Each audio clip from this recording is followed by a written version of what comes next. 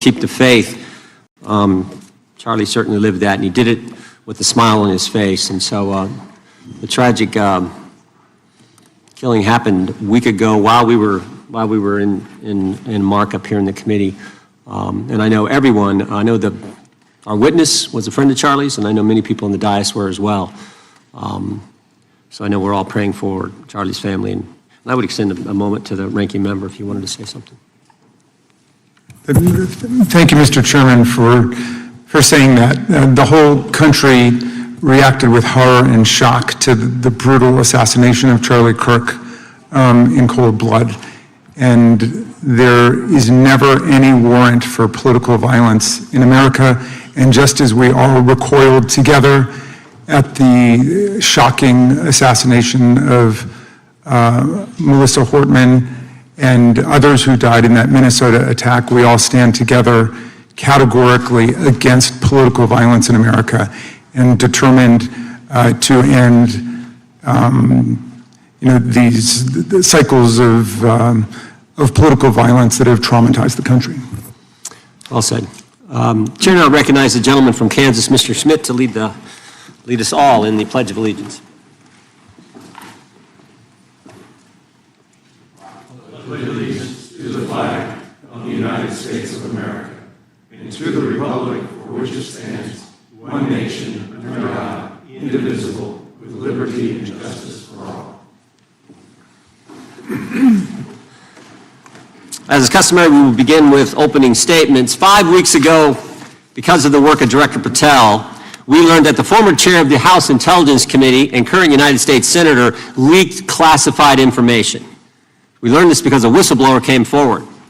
Whistleblower with 23 years experience in the intelligence community, a Democrat staffer on the committee, said this: they were pressured to leak classified information, which sort of raises the obvious question. Why would the head of the Intelligence Committee, the chair of that committee, who's supposed to be guarding our secrets, why would he be encouraging the leaking of classified information? Whistleblower told us that answer as well. The leaked information was supposed to be used, the leaked information, false information, was going to be used to indict.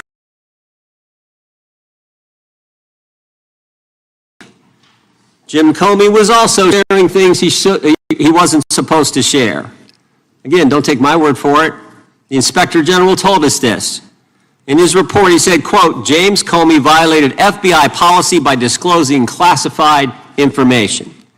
And what was Comey's motive? Same as the senator from California: to sabotage and undermine President Trump's first term. And we know that Mr. Comey's not been shy about what his objective was. In fact, 4 months ago, he told us. Remember this? 8647, Jim Comey told us just 4 months ago. Now, how'd they do it? How did the former chair of the Intel Committee, the former FBI director, and others in our government attempt to undermine President Trump's first term? 7 weeks ago, because of the good work of the Director of National Intelligence, Tulsi Gabbard, we learned from another whistleblower, a second whistleblower, that in the closing days of the Obama administration, the intelligence community assessment was changed. On December 5th, 2016, they had one assessment. That assessment said Russia did not impact the election vote count. There was a meeting at the White House on December 9th, 2016, where it was decided, no, we're not going to have that. We're going to come up with a new one. And the new one said Russia was trying to influence election and did influence election, which just wasn't accurate. And that new one is published on January 6, 2017. Let's just show you a few things that took place. I want to show you first this email from Admiral Rogers, the head of the NSA. You can see it was December 22nd. It says to Jim, John, and Jim Clapper, John Brennan, Jim Comey. And he says, I asked my team if they've had sufficient access to the underlying intelligence, sufficient time to review that intelligence. On both points, my team raised concern. Further states, my folks aren't fully comfortable. A few hours later, there's an email back to Admiral Rogers. This one is from Jim Clapper, and it says this: it is essential that we be on the same page and are supportive, and all of us are supportive of the report in the highest tradition of, that's our story and we're sticking to it. We may have to compromise on our normal modalities. This is one project that has to be a team sport. That's our story and we're sticking to it. Compromise on normal modalities, that's a fancy way of saying, that's the government speak for we're going to have to change the rules. In fact, we're not going to follow our own rules. And that's exactly what they did to get the objective they wanted, to undermine President Trump. Now, how did it specifically take place? The whistleblower said that the government officials ignored concerns about discredited information. And what was that discredited information? What was the discredited information that they didn't ignore the concerns about? What did they use, that discredited information? Of course, it was the dossier. The now famous Steele dossier that was paid for by the Clinton campaign when they hired the law firm Perkins Coie, who hired Fusion GPS, who hired the foreigner Christopher Steele, who wrote all this garbage and lies down. That is what was used to change the intelligence community report. And what happens next? What do Jim, John, and Jim do next? They go to Trump Tower on January 6, 2017, to brief then President-elect Trump about the dossier. Again, the Clinton-financed, foreign-authored dossier that the whistleblower knows is garbage and that they know is garbage. And then there's one final step. One final step. Jim Comey leaves that meeting with the president and immediately leaks to the press that they briefed the president on the discredited information. They briefed the president on the dossier and thereby giving it some credibility and creating the basis and the predicate for all they did to the president. They leaked false information, they leaked classified information, they used and leaked discredited information, and they didn't follow their own rules, all to sabotage President Trump's first term. And but for this guy, Kash Patel, but for this guy, we would never have known this information. The good people of this great country would not have known what took place 8 years ago when they were trying to undermine the guy elected by we the people. And I want to thank Attorney General Bondi. She set up a special strike force, a special team, to look into this and see if there's any criminal liability that exists in what took place. Now, in addition to getting the truth to the people, Director Patel is getting the bad guys off the street. He's moved agents out of Washington, got the focus off of politics here in D.C., and is instead putting bad guys behind bars. 21,000 violent criminals have been taken off the streets, which is a 125% increase from the comparable period in the previous administration. He's rescued 4,000 kids. He's got 1,300 predators who he's arrested. He's also ended the weaponization of the FBI. No more spying on parents at school board meetings. No more pre-dawn raids on pro-life Catholics. No more retaliation against whistleblowers. And he's given us information that Chris Wray didn't. Maybe said better, he's given us information that Chris Wray wouldn't. Director Wray didn't tell us that there were 26 confidential human sources at the Capitol on January 6, 2021, even though he was repeatedly asked about that by members of this committee. Director Wray didn't tell us that there were 17 of those confidential human sources who entered restricted space. 4 went in the Capitol. None of them were arrested. They weren't authorized to do that. They broke the law. None of them were arrested. Lots of American citizens were arrested, but the guys whose whose American tax dollars was used to pay these guys who broke the law, none of them were. One was recommended for charging and was not charged. And remember when Chris Wray told us that the Richmond field office memorandum on pro-life Catholics was just a one-off? Turns out he wasn't being square with the Senate either. Director Wray wasn't square with us. He told us that multiple other offices were involved in targeting the Catholics. We got that information from Director Patel. We learned from Director Patel the FBI actually surveilled a priest, tried to get the priest to divulge information, break the priest-penitent relationship and confidence that exists. And Director Patel is saving taxpayers' money. He's not going to build a new headquarters outside of D.C. He's going to keep the headquarters right here in the capital city. Save Americans money. Save the taxpayers' money. In 8 months, Director Patel has given us the facts. He's ended the weaponization at the FBI. He's taken bad guys off the streets, and he's saving taxpayers' money. But my guess is the Democrats won't focus on all that good news. They'll focus on politics. They'll stick with Comey and Clapper and Brennan and continue to try to undermine President Trump. With that, I yield to the ranking member for an opening statement.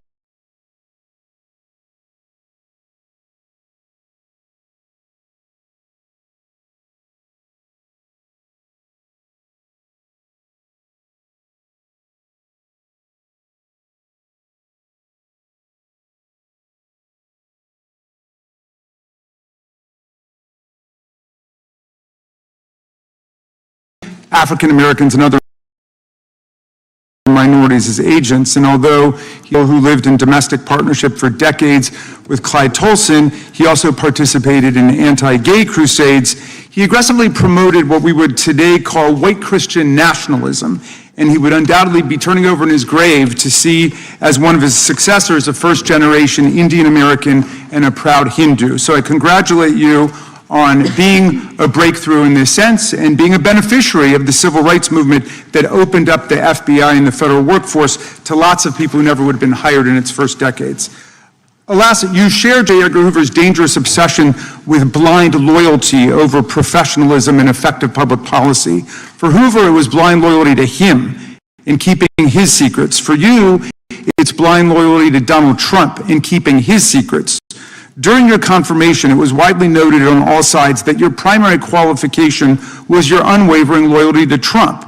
Unlike other directors, you had no work experience at the FBI, but you had made over 1,000 media and political appearances in support of Trump's campaign. Your Senate confirmation vote was 51-49, the closest in history, with your opponents warning you were not qualified and had no interest in actually developing the qualifications for the job.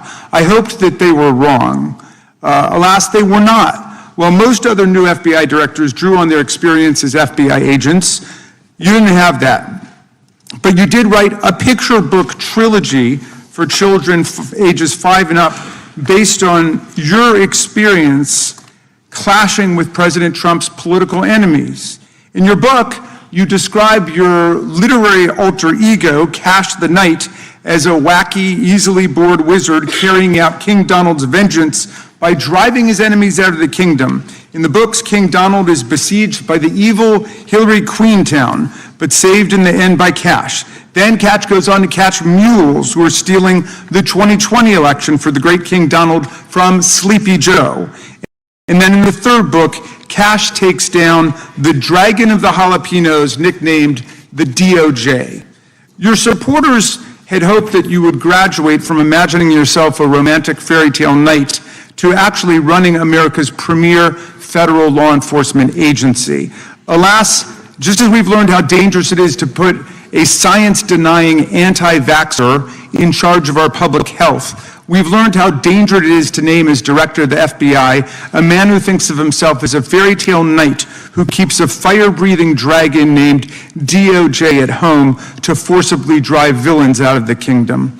When Charlie Kirk was assassinated, while his killer was still on the loose, you decided you didn't need to be at FBI headquarters in Washington to work with your team while the chaotic manhunt unfolded. You spent your evening dining in a swanky Midtown Manhattan restaurant and tweeting out false information that the subject of the shooting was in custody, a statement you had to retract 1 hour later. Your performance was so disturbing that even the MAGA base was alarmed.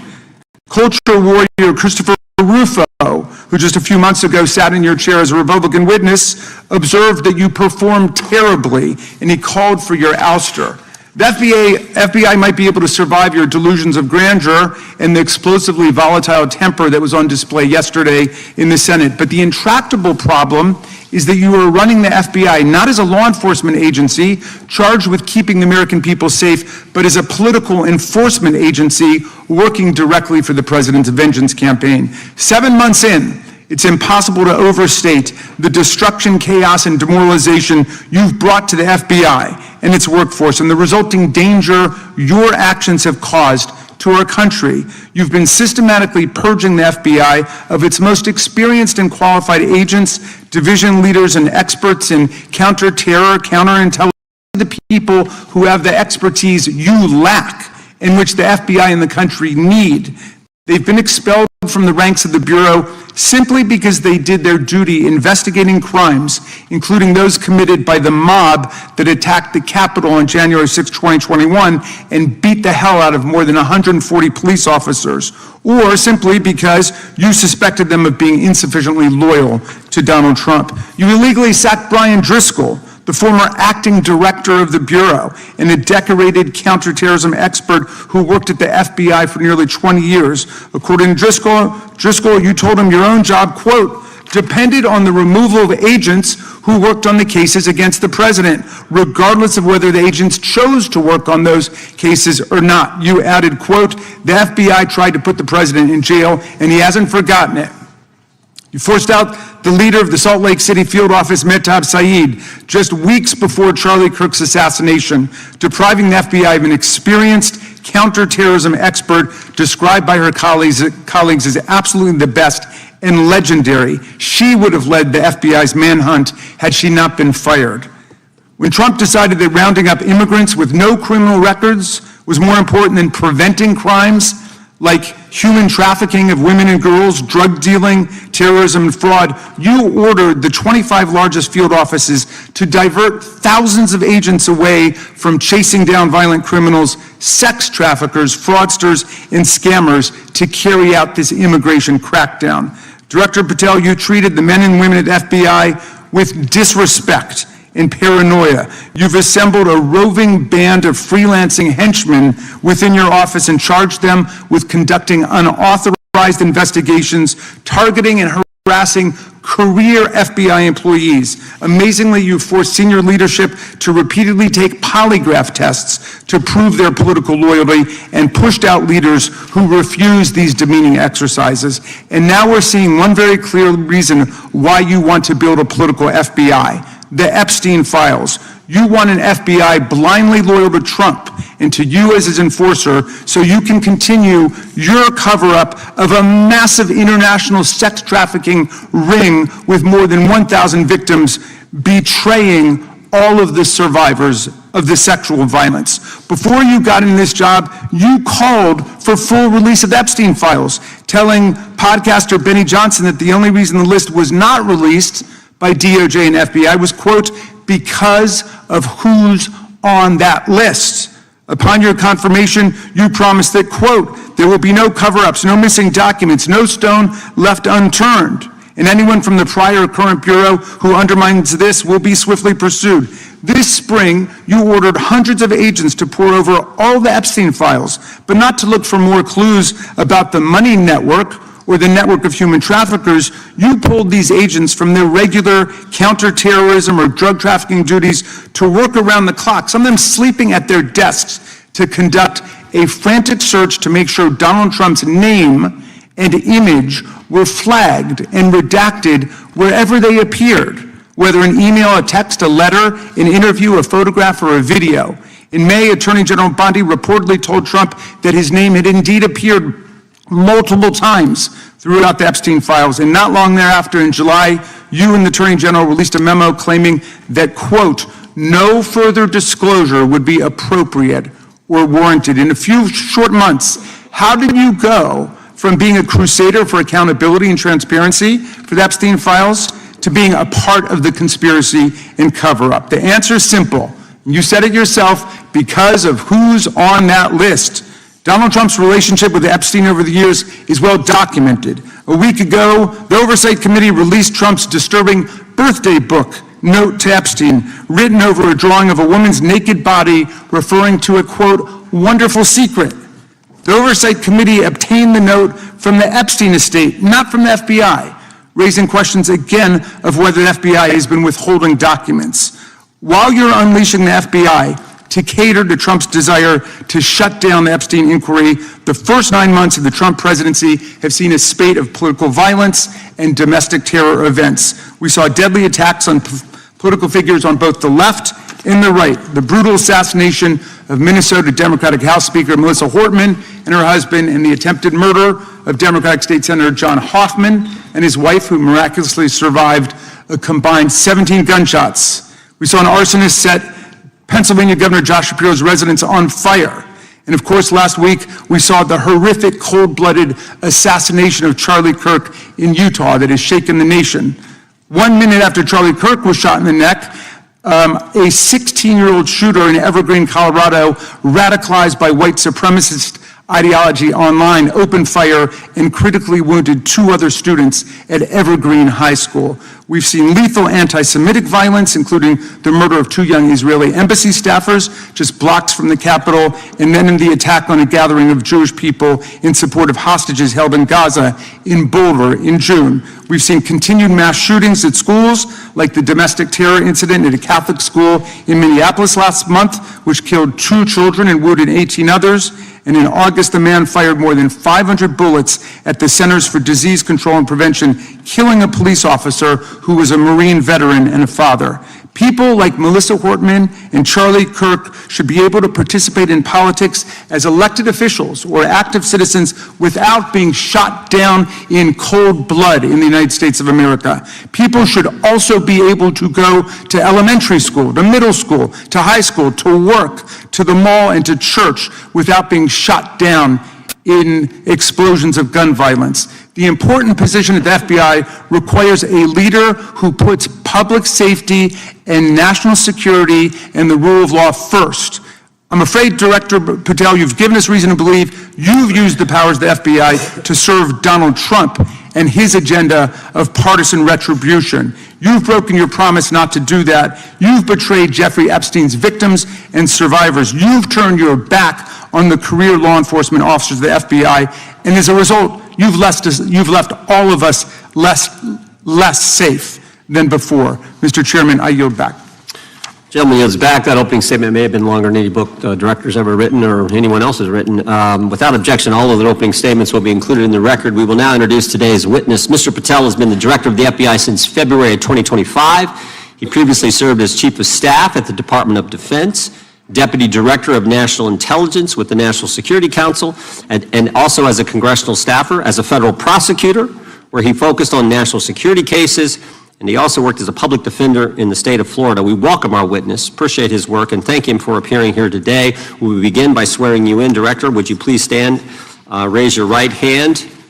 Do you swear or affirm under penalty of perjury that the testimony you're about to give is true and correct to the best of your knowledge, information, and belief, so help you God? Let the record reflect that the witness has answered in the affirmative. You can be seated as you are. You've been through this yesterday. Did a fine job. Please know that your written testimony will be entered into the record in its entirety. Accordingly, we ask that you summarize your testimony. Director, you may begin. Good morning, Mr. Chairman, Ranking Member Raskin, and members of the committee. I want to begin today by discussing the appalling assassination of Charlie Kirk. It's important for this FBI to be transparent without jeopardizing our investigations, so a little bit of the timeline is important.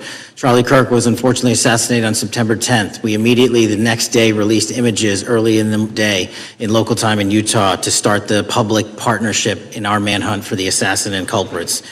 At approximately 5 p.m. local time, I arrived on the ground and walked the crime scene myself, and we flew multiple FBI assets in and out to process DNA simultaneously while bringing in evidence response technicians, hostage rescue teams, and other experts to assist state and local law enforcement with their investigation. At 8 p.m. local on September 11th, the FBI collected and populated and promulgated at a press conference a video of the suspect on the grounds. We also released enhanced images. Due to that release that I directed and ordered, the suspect involved was apprehended and in custody at 10 p.m. local time. That's less than 2 hours after we did the video release and the photo release. So within 33 hours, that individual suspect was in custody, and his family, who has since been interrogated, specifically stated to FBI interrogators that because of the video that the FBI released at my direction and because of the photographs that they released, they identified their son, they confronted their son when he swung by their home, and that's what led to his apprehension. We are still, the FBI has that investigation ongoing, and it continues to be ongoing, and I want to thank the state of Utah and the state and local authorities there.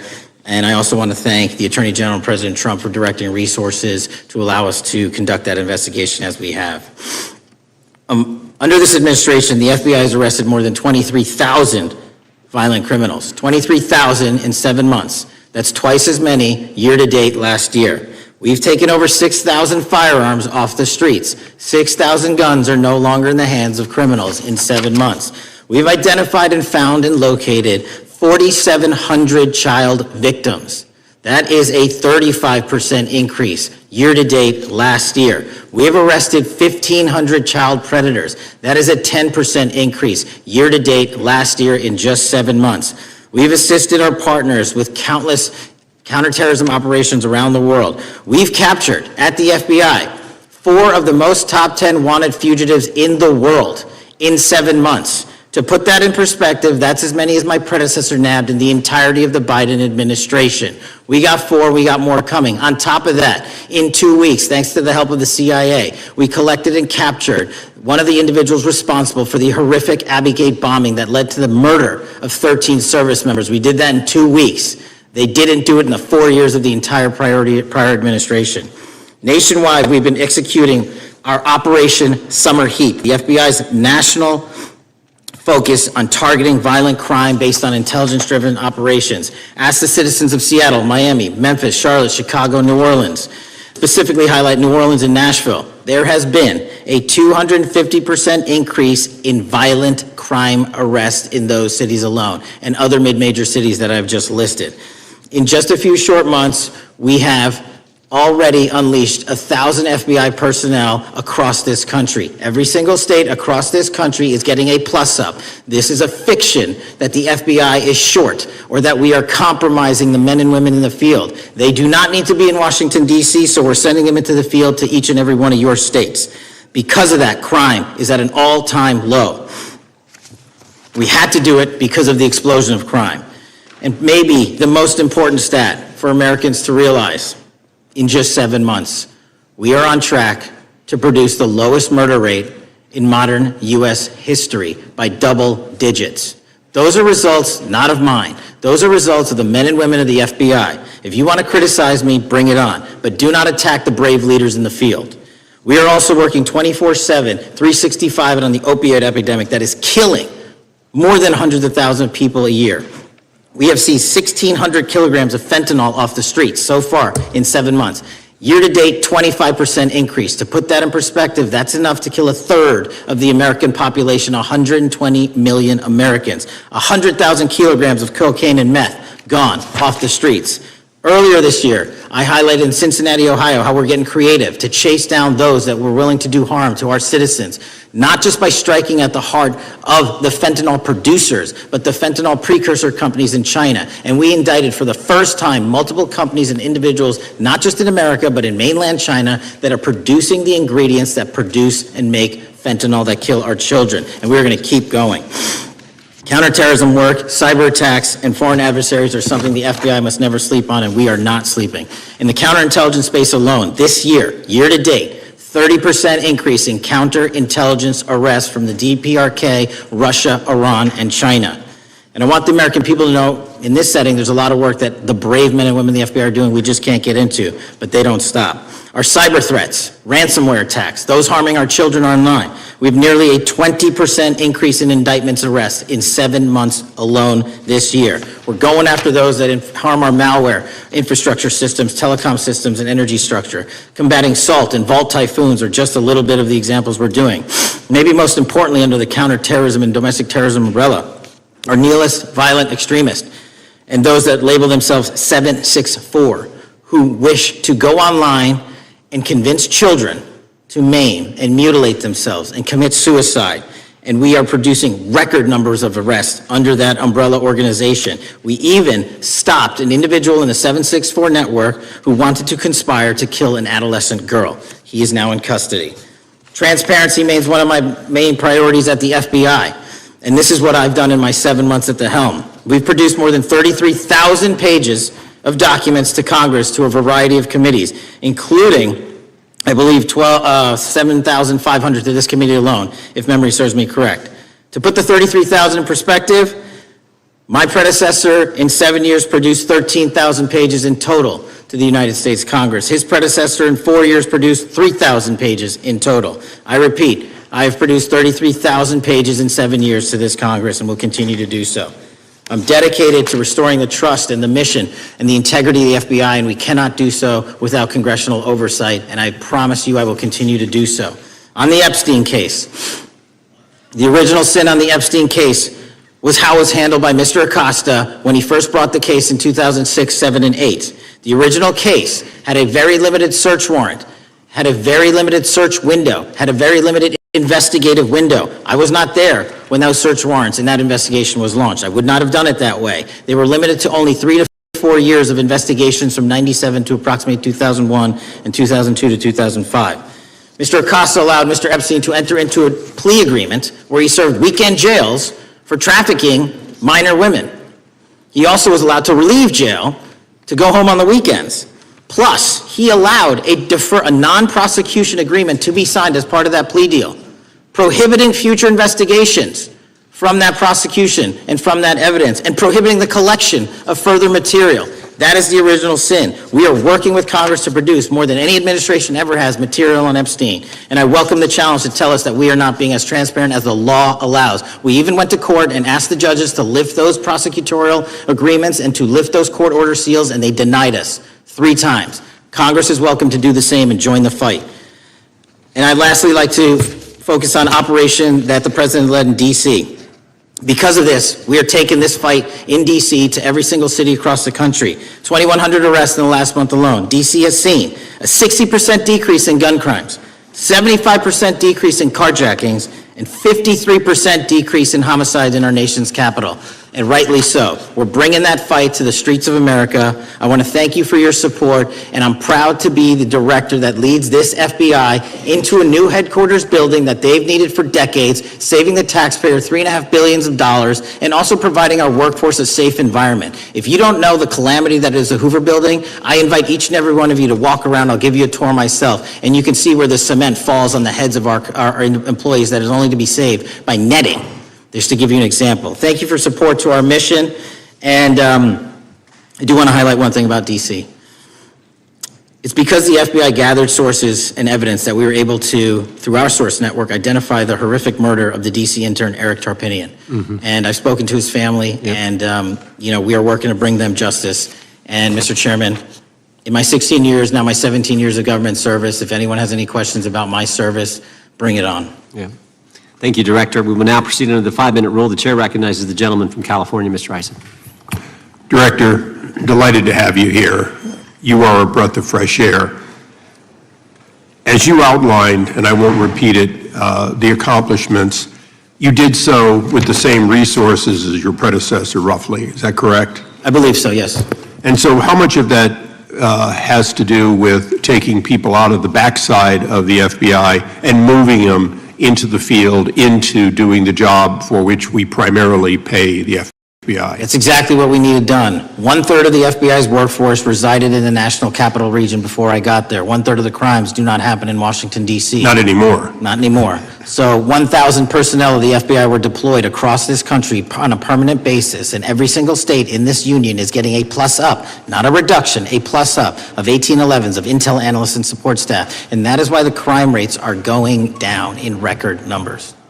Thank you for doing that, and it's perhaps the hardest thing for a bureaucrat to do is to lower the head count around them that support them, and I appreciate your willingness to do it different than your predecessor. A lot of what you covered earlier was the find, the discovery, and then the prosecution that is done by the DOJ.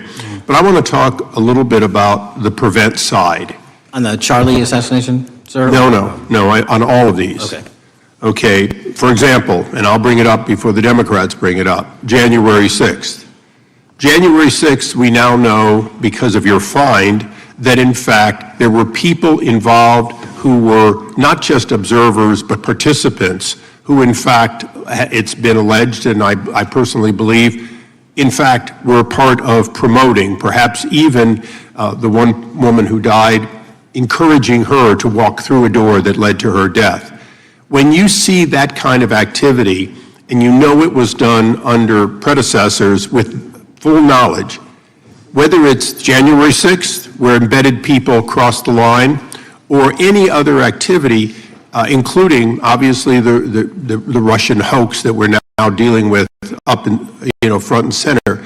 My question to you is, what can you or others do to prevent it from occurring again? Not on your wall, know that this won't happen again the moment you leave the FBI. It's simple. What I'm doing through our leadership cadre is having FBI agents do what they were trained to do, not what they were not trained to do, not put them in situations that both harm them and the public. We're also utilizing our SORT networks and prioritizing the threat structure to go after the narco traffickers, the counterterrorism people, the counterintelligence threats, and the cyber threats. That's what they were trained to do, and that's what we're letting them do. One major question I have, after decades of doing this, on our side of it, both the chairman, myself, and others, both at oversight and here, have seen that the FBI and the Department of Justice hide behind non-statutory practices. Now, you've changed the interpretation of many of those practices. That's why we're getting the discovery that was previously withheld. How do we work together to make sure that we never again have false walls, non-statutory walls that say the Department of Justice has a prohibition about giving, quote, you fill in the blank, that has led to the chairman not seeing anything until you took over? I'm wedded to aggressive constitutional oversight. Having been a House congressional staffer, I know that is an important part of securing our democracy. And the way we make it an everlasting, enduring process is by showing the American people the results of what we are doing and the important work of this committee and putting it out to them so they can see government waste, fraud, and abuse. And then they can demand from our constituents and our electors that they want this process to continue. Last major question here. Some things are so sensitive that we both would agree they cannot be made public. Will you commit to this committee, when it is too sensitive to disclose, that you would at least make it available for in-camera review by the chairman and ranking members or others designated? I have done that, and I will continue to do that. Well, thank you, Mr. Chairman. This is a breath of fresh air. This is the beginning of what we need, but my questions today for the director are ones in which I believe that we do need to codify by agreement or by statute if necessary the kind of openness and transparency that we're seeing from this administration, the kind of discovery that's allowing us to do our oversight properly, and I would hope that that be the follow-up to this, obviously along with the Attorney General, and I yield back my 4 seconds. Thank you. The gentleman yields back. The gentleman from New York is recognized. Thank you, Mr. Chairman. Welcome, Director Patel. In the wake of the tragic murder of Charlie Kirk, Donald Trump said, quote, "Violence and murder are the tragic consequences of demonizing those with whom you disagree, day after day, year after year, in the most hateful and despicable way possible," close quote. I would note for the record that Donald Trump has famously demonized practically every person he has ever disagreed with, and therefore, using his own logic, he has put their lives at risk. I should know, about 2 weeks ago, when I announced my decision not to my decision not to seek re-election, many people on both sides of the aisle, including the chairman, offered me well wishes and thanked me for my service. Donald Trump, on the other hand, took to Truth Social to call me a, quote, psychopathic nutjob, among other things. Yesterday, I received a threatening note filled with anti-Semitic comments and hateful attacks that mimicked some of the same language used by the president. I am sure many of us on this committee face similar threats every day. We have seen political assaults on both the left and the right. The attack on Charlie Kirk, the attempted assassination of the president, the murder of the Democratic Speaker of the Minnesota House, the assault on Paul Pelosi, and the attack on the Capitol on January 6th, for example. Director Patel, do you agree that there is political violence from both the left and the right? There is too much political Do violence. you agree, yes or no, that there's violence? There is too much political violence based on ideologies from either side. From either side, okay. Are you aware of the study by the Cato Institute, a well-known conservative group, that found that 69% of the violence is from the right?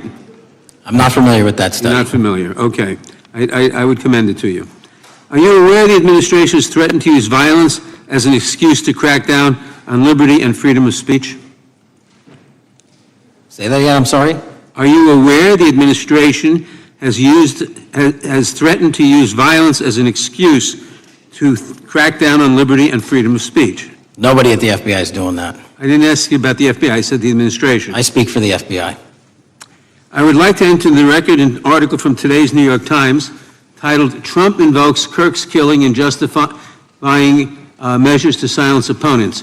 In the wake of Charlie Kirk's killing, President Trump and his allies have laid out a broad plan to target liberal groups, monitor speech, revoke visas, and designate certain groups as domestic terrorists. I ask unanimous consent to insert this into the record. Thank you. Politicizing the murder of Charlie King to go after free speech is not a legacy I believe Charlie King would have wanted. Moving on, I want to address another topic. The FBI has traditionally played a key role in prosecuting public officials for corruption. But I fear that at a time when the president is accepting planes from Qatar for his post-presidential personal use, issuing pardons to major donors, and personally profiting from the office of the presidency, the FBI may be abandoning its commitment to investigating public corruption. Since its creation in the wake of the Watergate scandal, the Public Integrity Section has been one of the crown jewels of the Department of Justice, investigating and prosecuting corruption among the nation's public officials and acting as a key safeguard against politicized prosecutions. This section's work has been supported by an elite squad in the FBI devoted specifically to rooting out corruption. But according to reports, the Public Integrity Section has now been decimated, and the FBI's Public Corruption Squad has been disbanded. I would like to submit for the record a New York Times article entitled, "FBI Dismantles Elite Public Corruption Squad." I ask unanimous consent. Thank you. These actions are an invitation to corrupt politicians to break the law, since they know that the government is asleep at the switch. Last month, Senator Warren and I, along with dozens of other members of Congress, wrote to you and Attorney General Bondi expressing grave concern over your decision to effectively legalize corruption and to politicize prosecutorial decisions. And he asks unanimous consent to enter this letter into the record. Thank you. I don't have time today to walk through all your questions, all of our questions and concerns, but will you commit to answering this letter in short order so that we can understand what factors led to this decision and how it has impacted the ability to hold corrupt officials accountable? I will review your letter with my team and respond as soon as I You can. will respond. Thank you. I yield back the balance of my time. Gentleman yields back. Gentleman from Arizona is recognized for 5 minutes. Thank you, Mr. Chairman, and thank you, Director, for being here. I appreciate the change in the FBI and the tone since you've been there. We heard the ranking member, however, describe the FBI under your leadership as being resorting to political enforcement and you personally as being paranoid. I would just suggest that perhaps that is the projections of the ranking member himself and not you, sir. I want to refer to something that was said yesterday in yesterday's hearing by Senator Grassley. He said, "It's well understood that your predecessor left you an FBI infected with politics." At your nomination hearing, he gave you records, made public records about whistleblowers regarding something called Arctic Frost. Arctic Frost was the FBI case opened and approved by anti-Trump FBI agent Thibault, and Arctic Frost became Jack Smith's elector case. The new records show that Arctic Frost was much broader than just an electoral matter. In fact, it was expanded to Republican organizations.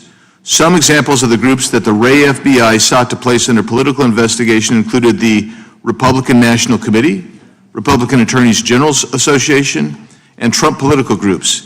In total, 92 Republican targets, including Republican groups, Republican-linked individuals, were placed under the investigative scope of Arctic Frost. On that political list for investigation was one of Charlie Kirk's groups, Turning Point USA. In other words, Arctic Frost wasn't just a case to politically investigate Trump. It was the vehicle by which partisan FBI agents and DOJ prosecutors could achieve their partisan ends and improperly investigate the entire Republican political apparatus. I'd ask that, Mr. Chairman, that document be admitted. Without objection. So, I know that this may be under current investigation, but I wish to ask specific questions about this for just a moment. What search tools were used in Arctic Frost to view private communications of targets? I believe the traditional search tools, search warrants, lawful service of process, and the tools that the FBI has in our infrastructure systems, cybersecurity systems, and counterintelligence systems But generally speaking, if I may, I want to use this to highlight the fact that I'm continuing my promise to work with Congress to produce documents simultaneously and also conduct ongoing investigations. I'm giving you as much as I can, and I'll give you more when I can.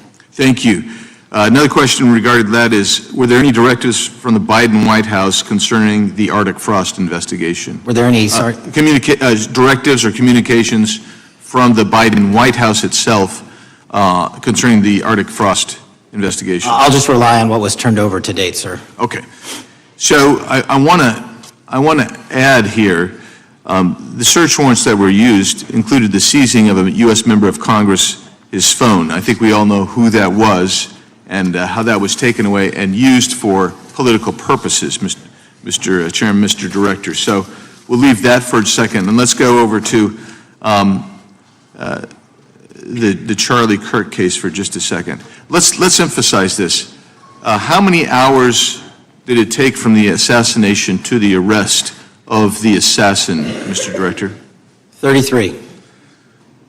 That seems pretty swift, and it was because of the actual release of videos and photographs that you directed to be released, sir. That's correct, and to put it in perspective, the Boston bomber took 5 days and Luigi Mangione took 5 days.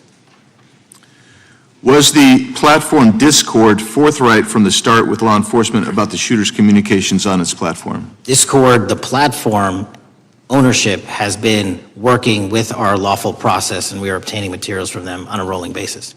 Thank you. And I want to get back here to Arctic frost for just a second, Mr. Chairman. I'd like the unclassified document from the FBI released to be admitted to the record. No objection. And a document from the Economic Times also to be admitted to the record. No objection.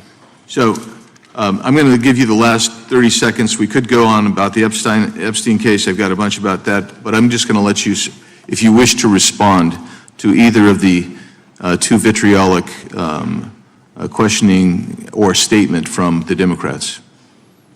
The work of the FBI speaks for itself. It's on showcase here today.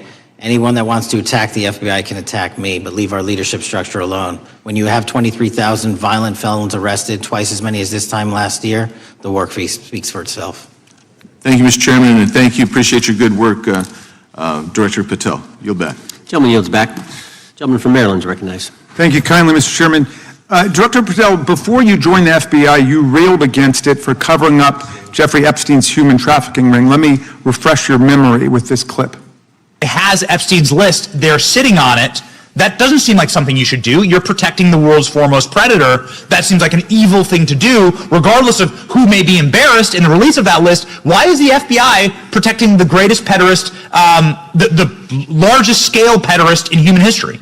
Simple, because of who's on that list. So you finished that December 2023 interview with a challenge to the FBI and harsh words for Republicans in Congress for not getting the Epstein files out to the public. You can see this clip.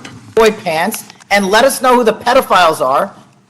Put on your big boy pants and let us know who the pedophiles are, you said. You emphasized that the president and the FBI director each had complete authority to release Epstein's client list. You said Epstein's black book is under the, quote, direct control of the director of the FBI. Look at this clip. And this is way off the topic, but who has Jeffrey Epstein's black book? Black book. FBI. But who? That is, I mean, that's under direct control of the director of the FBI. All right, so you were sworn in as director more than 200 days ago. Now the black book is under your direct control. So why haven't you released the names of Epstein's co-conspirators in the rape and sex trafficking of young women and girls? The Rolodex, which is what everybody colloquially refers to as the black book, has been released. Oh, no, you're talking about what the journalist got 5 years ago? No, that's not what we're talking about. We're talking about what you were talking about there, That's the black exactly book what I under was the direct talking. control of the FBI director. We have released more material than anyone else before. The Biden administration, Obama administration had the exact opportunities to release this material, and they never did. And if you are telling the men and women of the FBI, why we're have you not going after changed your child position? predators. Hang on, you said we're not going after child predators. 1,500 child predators arrested this year, 35% Okay, increase, I'll reclaim my time. 4,700 child victims Mr. Chairman, I'm going to found. reclaim my time if you could instruct the witness. Why have you changed your position? There you were saying it's under the direct control of the FBI director and all of it should be released. Why have you changed your Everything that position? has been lawfully permitted to be released has been released. And as I told you, Really? the investigation was limited. And let me make something crystal clear. I never said Jeffrey Epstein didn't traffic other people, other women, and they're not other victims. This is the investigation we were given from 2006, 7, and 8, and the search warrants from 2006, 7, and 8. That's what House, the computers, the emails, the file cabinets, the documents? Every- What about the financial records? Have you released all of that? everything the court has allowed us to Which release. court are you talking about? 3 separate federal courts have come in and said. We're talking about the evidence you've got. It's got nothing to do with what those courts have. Do you have any We're talking idea about how the law evidence- works? Wait a Do you want me to break the law in a federal judge's order? No, I want you to satisfy follow your own curiosity? word, Director Patel. You said up there it was under the direct control of the FBI director. He had the black And book. Have you everything I released- have direct control over, we have gone to court. You And haven't. complete your You went sentence. to court. Everything you have direct We- control over, you said. We have gone to court, and everything we have direct Director control Patel, over. complete your and sentence. can You said everything- lawfully Like to- release, the we're gentleman- releasing. He'd like to complete his answer. You began the sentence, everything you have direct control over, and then you stopped that sentence. You've released everything that you have direct control over? And I have direct control over and can lawfully release. If you're not familiar with the court orders, that's not my fault. Oh, I'm Go look perfectly, at them. I'm Go perfectly to familiar court. with them, but how did we prosecute Ghislaine Maxwell? She was prosecuted with the investigatory material that was collected from 2001 and 2005. Because of the non-prosecution agreements and the court orders on the investigations and search warrants, we were not able to develop new information. And oh, by the way, Jeffrey Epstein was out for 12 years, and the Obama and Biden administration did nothing to look at his work, his pedophile network. If you want to blame me, that's fine. But now you're blaming the men and women who conducted No, this stop great that. search. I'm not blaming anybody other than you. You're not keeping your word. You said that you would release all of the materials Has under your anyone direct released control. more information on Epstein than I have? Has Well, anyone? much Did more- Comey, did Ray? Much Did more, they? excuse me, much more has come out in the days since the American people in Congress have been demanding it, but it's coming out in dribs and drabs. Why don't you just release the entire file as you promised to do? I literally just told you, there are multiple federal court orders. I'm not going to break the law to satisfy your curiosity. You didn't join us when we filed court to release the court orders. You could have. You have lawyers. You could have shown up. You didn't do that. That's a tiny fraction of the material we're That talking is about. not. It is How a do you- tiny How do you fraction. know that? Have you seen No. everything? It's all How do you misdirection. know Time that? of the gentleman has expired. The gentleman from California is recognized. Well, thank you. Mr. Director, just to be clear, how many of the Epstein files were released in the 4 years of the Biden administration? 0. And how many have you released? I don't have the number, but it's got to be thousands of pages of stuff. I was going to ask you to begin whether Americans are safer today than they were 9 months ago, but you cited dramatic increases in criminal arrests since you've taken office, a dramatic decrease in crime that's resulted. Who would have thought that taking criminals off the streets would reduce the crime rate? But somehow we have stumbled upon that new truth. But it begs the question, what was the FBI doing during the 4 years of the Biden administration to see that dramatic an increase in work under your tenure? The simple answer is I'm letting good cops be cops. We're working with our state and local law enforcement. We're energizing our partnerships. We're bringing on more task force officers. When you have more cops in the streets, when you're using ground-based intelligence, when you're not weaponizing law enforcement and focusing on D.C. and focusing on the rest of America, this is what happens. It is not a significant mind shift in terms of how we maneuver the FBI. They've wanted to do this work since they signed up. We're just letting them. And we've seen many prominent Democrats oppose your efforts to restore law and order to the streets of our nation's capital. I mean, all of us here have seen a dramatic change for the better here in Washington, D.C. Why are so many Democrats attacking you for that? Sir, Democrats have been attacking me for a decade, as is the fake news media. They didn't like the fact that I exposed the Russiagate host and the largest weaponization of the FBI, DOJ, and U.S. history. We proved it to be true with congressional oversight. I'm wed to that congressional oversight and will continue to do that work. Christopher Wray repeatedly warned this committee that the Biden open borders policy had produced a significant increase in terrorist threats that he said kept him up at night. A particular concern, he said, was the 2 million gotaways that entered the country during the Biden administration. That's an average of 41,000 every month. What are the monthly gotaway numbers today?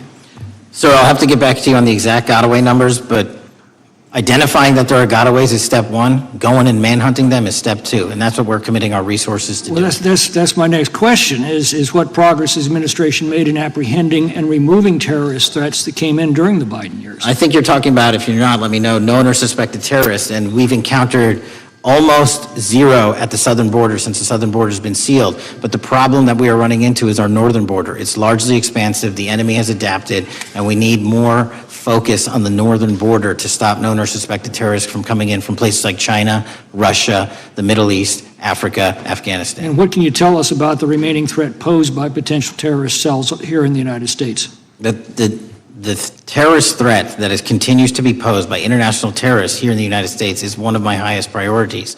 We are working through our intelligence community partners to identify those individuals, and we've taken down numerous individuals in numerous rings across this country to neutralize that terrorist threat, including places like New York City, Los Angeles, and I believe Dallas, Texas most recently. How extensively did criminal cartels like Sinaloa, Jalisco, New Generation, MS-13, Trinidad, and others infiltrate our country during the Biden administration?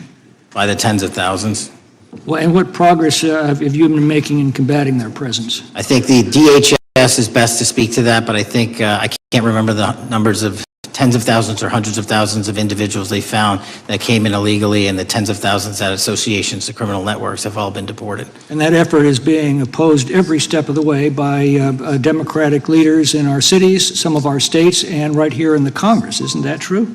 Well, we're just working where we can in every single city we can, and I welcome the opportunity to partner with Republicans or Democrats on fighting violent crime like we're doing. Mr. Biggs asked about Arctic frost. What else can you tell us about that and what we need to do to assure that it never happens again? Continue the congressional oversight work that you're doing on Arctic frost. Let me provide you with more documentation on Arctic frost, and also call in witnesses from the paperwork that we have given you. You have that right, and the American public deserves to hear what those people have to say. As for my ongoing investigation, there's not much I can say. What role did the FBI play in suppressing the Hunter Biden laptop story during the 2024 election? Off the top of my memory, sir, I believe the FBI was in possession of verified information from that laptop, and it was improperly publicized that they did not have information and masked it as Russian disinformation. We now know that was categorically false. I don't know why the FBI did that, when they did that, but we've released all the materials related to that. Thank you. Gentleman yields back. The gentleman from New York is recognized. Mr. Golden. Mr. Patel, does Donald Trump appear anywhere in the Epstein files? I'm sorry, could you say that again? It's not a complicated question. Does Donald Trump appear anywhere in the Epstein files? I didn't say it was a complicated question, I just didn't hear you, so my apologies.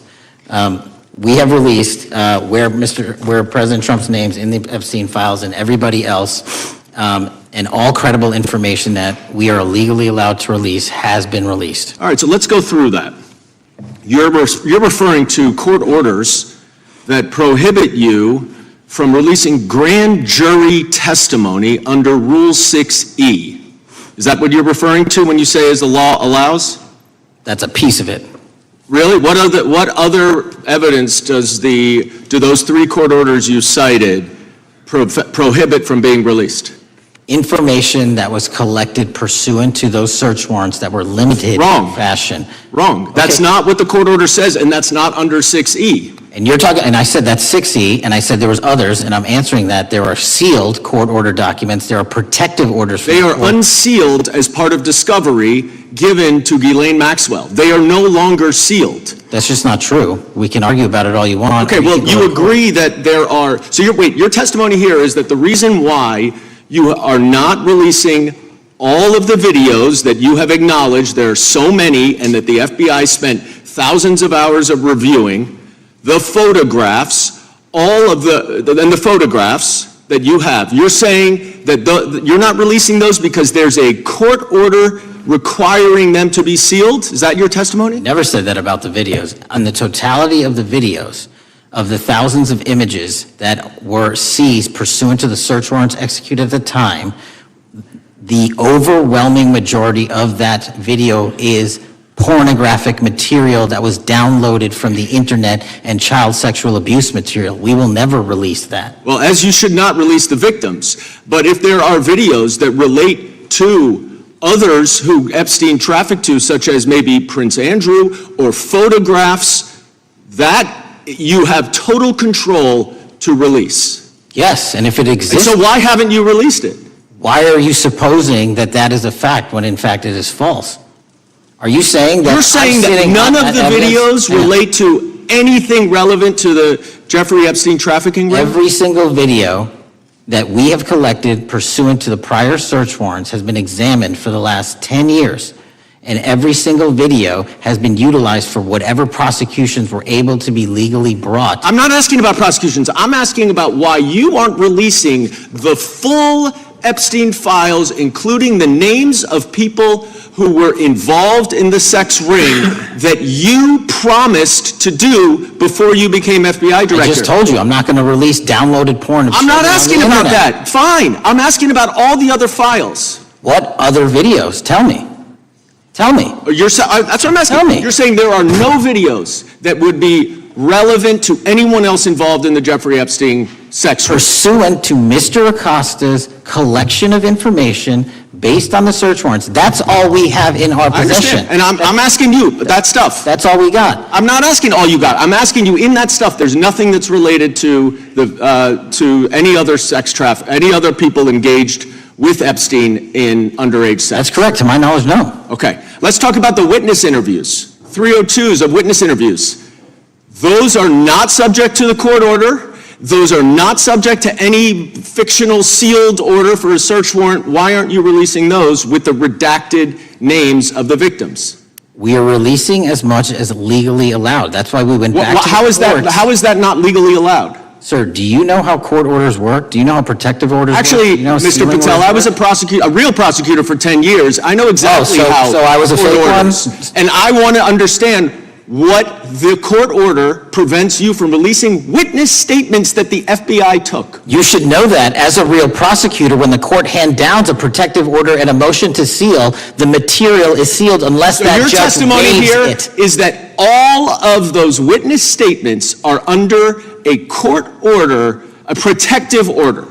We are providing everything we can legally provide. No, that's not my Congress has question. sent us a My subpoena. question is, why are those witness statements that are not grand jury testimony, that if they were under a protective order are no longer under a protective order, why are they not being released? How are they not And under a protective Why order? are you not going to the court like you did for the grand jury testimony to unseal those The records? DOJ did go to the court. No, not on those records. Why aren't you going? You just went on grand jury. Time of the gentleman has expired. The You are hiding the Epstein files, time Mr. of the gentleman Patel. has expired. You are part of the cover-up. Can I respond? You sure can. Any allegations that I'm a part of a cover-up to protect child sexual trafficking and victims of human trafficking and sexual crimes is patently and categorically false in the work of my So I hope you will talk to them when they Gentlemen's have time has requested expired. to speak with you. Because the Gentlemen's time has victims have expired. Gentleman requested yields and you are back. not responding to them. Director, yes or no, is the FBI still spying on parents at school board meetings? No, sir. Is the FBI still targeting Catholics? No, sir. Is the FBI still spying on President Trump? I don't believe so. Is the FBI still censoring Americans? No, sir. Is the FBI still targeting Americans for shopping at Cabela's or purchasing Bibles? Nobody is targeted for their faith. Is the FBI still targeting Americans who are pro-life? Nobody is targeting anyone for their Is beliefs. the FBI still cooking the books on crime data? The crime data is real. Is the FBI still purging agents for conservative viewpoints? No one at the FBI has asked their viewpoints on Is policy. the FBI still labeling the Betsy Ross flag, the flag of the American Revolution, a hate symbol? No. Well, maybe that's why you've been able to, what was the number? 23,000 bad guys you've arrested, a huge increase from the same time period in the previous administration. I think you said 1,400 predators, 4,000 children rescued. Were those effects? 4,700, 35% increase on children rescued. Yeah. And you got the guy that, Abbey Gate? We got the Abbey Gate guy. We had a guy from the 4th District of Ohio who lost his life there serving our country. We appreciate that. Maybe when you're not focused on politics, you can actually do what the FBI is supposed to do. Go get the bad guys, right? That's what the men and women of the FBI do. Director, did John Brennan lie to Congress? Let me just read a couple things, actually, before you answer that. 2 years ago, we had Mr. Brennan in for an interview, and I asked him, how'd you learn about the dossier in December of 2016? Mr. Brennan replied, I received a copy of it from the FBI, and the CIA was very much opposed to having any reference or inclusion of the Steele dossier in the intelligence community assessment. That's what John Brennan told the United States Congress. 7 weeks ago, the Director of National Intelligence told us this: John Brennan lied and denied using the dossier in the intelligence community assessment because he knew it was discredited. CIA officer told the House Intelligence Committee Brennan refused to remove it, and when confronted with the dossier's main flaws, he responded, yes, but doesn't it ring true? John Brennan lied to us? Mr. Chairman, I won't stylize the evidence. What I will say is that the intelligence community assessment, those that created it, and any individual involved with it, is an ongoing investigation. There's an investigation into what took place in December and January of December 2016, January 2017, when this whole thing started, this grand conspiracy. That is being investigated, is that right? That has been publicly announced by the department. That's been announced by the department. Did Chris Wray hide documents from this committee? You would know better than me, sir. Well, I think you told us like 700 pieces of information you've given this committee since you've been the director relative to just one incident, the Catholic memorandum from the Richmond field office. I can give you the comparison, sir. Yeah, the Catholic memo, I believe we turned over 750 documents. In Mr. Ray's tenure, I believe they turned over 19 pages. 19 pages. You give it a 700. Why would Chris Wray hide information from this committee? You'd have Want to hazard a guess? I'm sorry? Hazard a guess why he would do that? I don't know, sir. I think maybe it was because FBI was spying on a priest, trying to get him to break the priest penitent confidence that exists. You think maybe that was the reason? You'd have to ask him, sir. Yeah, we'd love to do that. I want to read a few names here. Arctic Haze, Tropic Vortex, Riding Hood, Foggy Falls, Echoes Fate, Sirens Lure, Janae Christmas. What are these code names about, Director? You know? Not off the top of my head. Well, Arctic Haze, Tropic Vortex. My understanding, these are code names for leak investigations of classified information from the year 2017. Does that ring a bell? In terms of leak investigations, many of those are classified and many of those are ongoing, Mr. Chairman. But we are working with you to produce documents as we close those investigations or as we declassify them. Let me ask you this question, because this is something I've wondered about, the way the FBI used to work. Wade,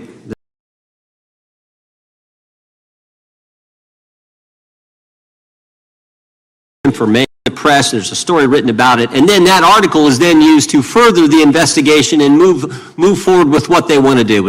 Did that take place back in 16 and 17? That's the exact scenario that took place in the FISA application for Carter Page and the rest of the Trump campaign. And that is frightening, because that's what the CIA is supposed to do in foreign countries. It's not supposed to happen to Americans, but it did, didn't it, Director? Yes. And not just any Americans, it happened with the President of the United States. Is that accurate?